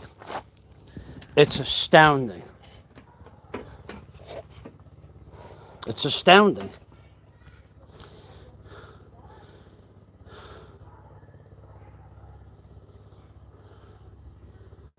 And we were talking about the water department for an hour ago.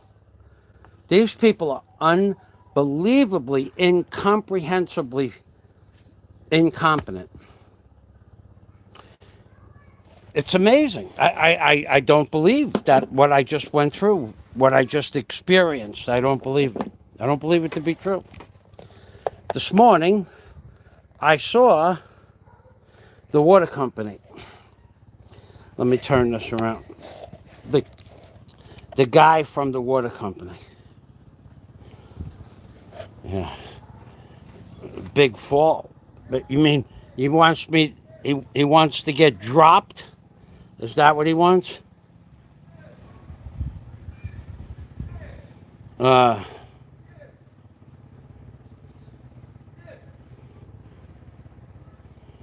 Thank you, Lee. So, an hour ago, I was talking about the water company, right?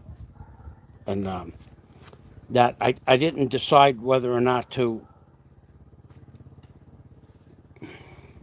fix the water pipe or not fix the water pipe and then do the plywood. Either way, I got to fix the water pipe.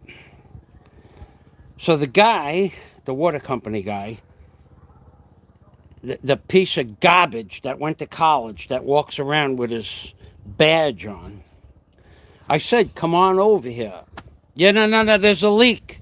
There's a leak. And I said, yeah, I know there's a leak. It's that pipe over there. It's my pipe. You know what he did?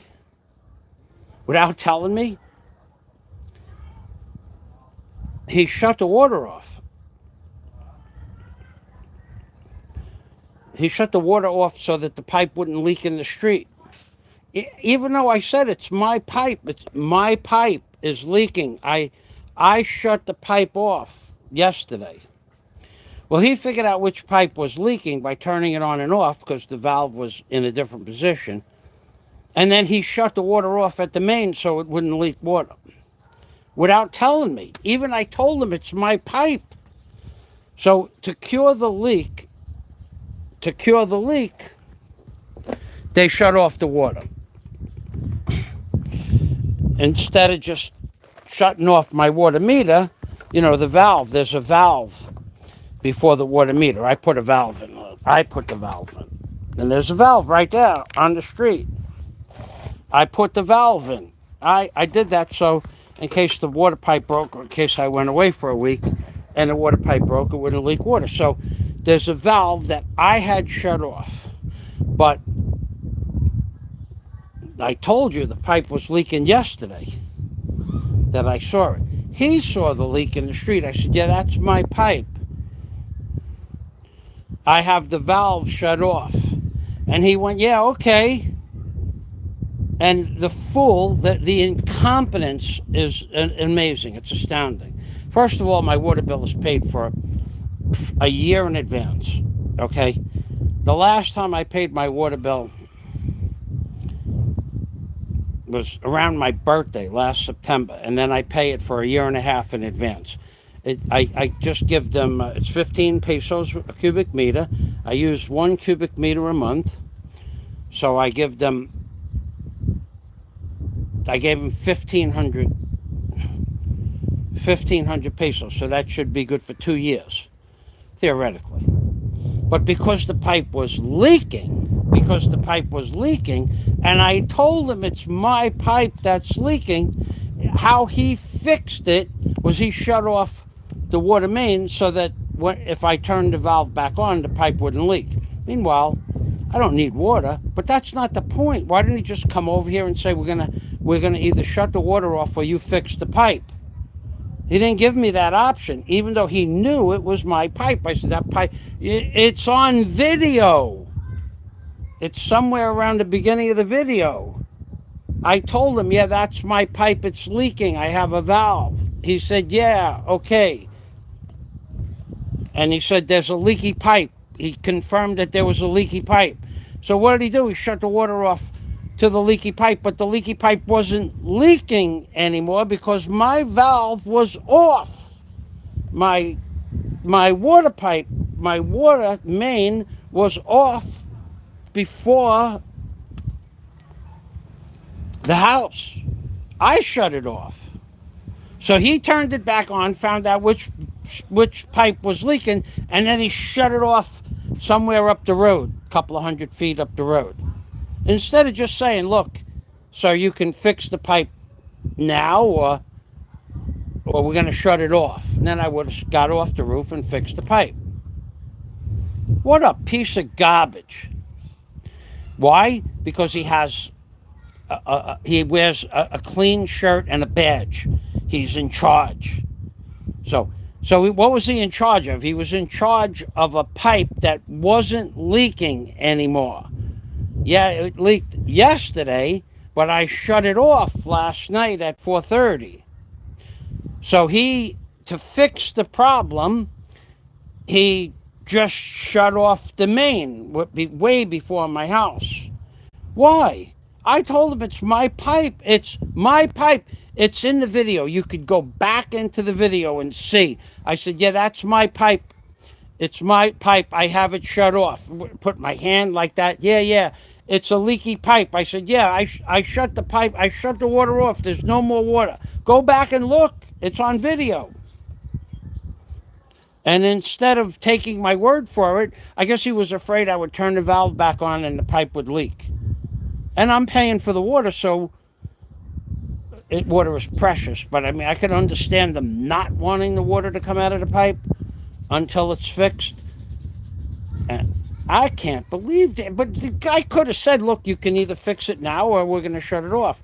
I would have just got it fixed. I guess he doesn't know I could fix it either. But these people at the water company, totally incompetent. After I explained it's my pipe, after I explained it was shut off, after I told him it's my house. Yeah, and he shut it off anyway. Could have said, you got to fix it now. Could have been a simple thing, you fix it now. It's not a hard fix, it's 2 hours. They don't think. They don't care. And what that means is, it means nothing. I'll go to the water department tomorrow. Tell them to come turn the water back on because I need to have the water turned on to find the leak under the ground. You need water pressure. It's an amazing thing living here.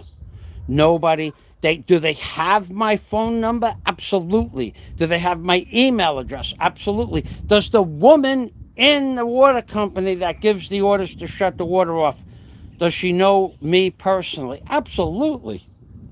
Did she call me up? No. Did they send me an email? No. Did they notify me? No. They just shut the water off. Amazing.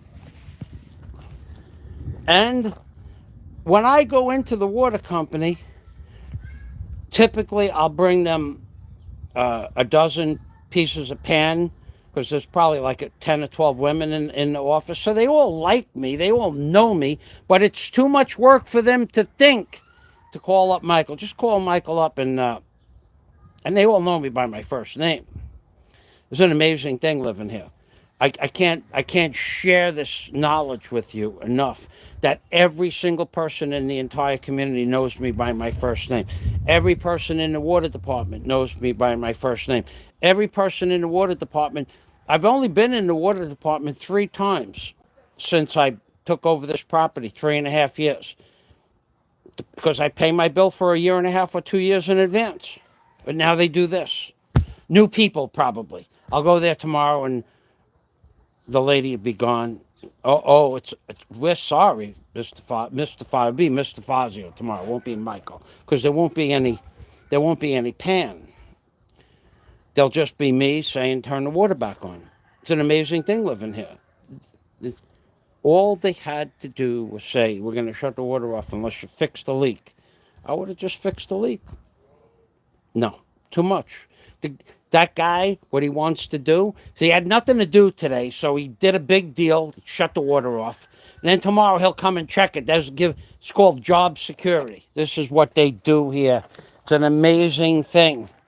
If they were competent, if they were aggressive in their thinking, if they had any kind of compassion at all, they would have just come over to my. He was right there. I was standing there looking at the guy 20 feet away.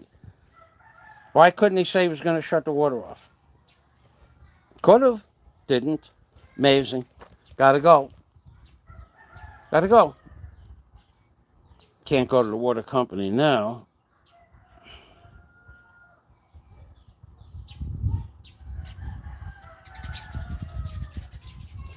Fucking amazing. I gotta go. I'll talk to you guys later. Jack, go to sleep. Go to sleep, Jack. Okay, I'm being permy.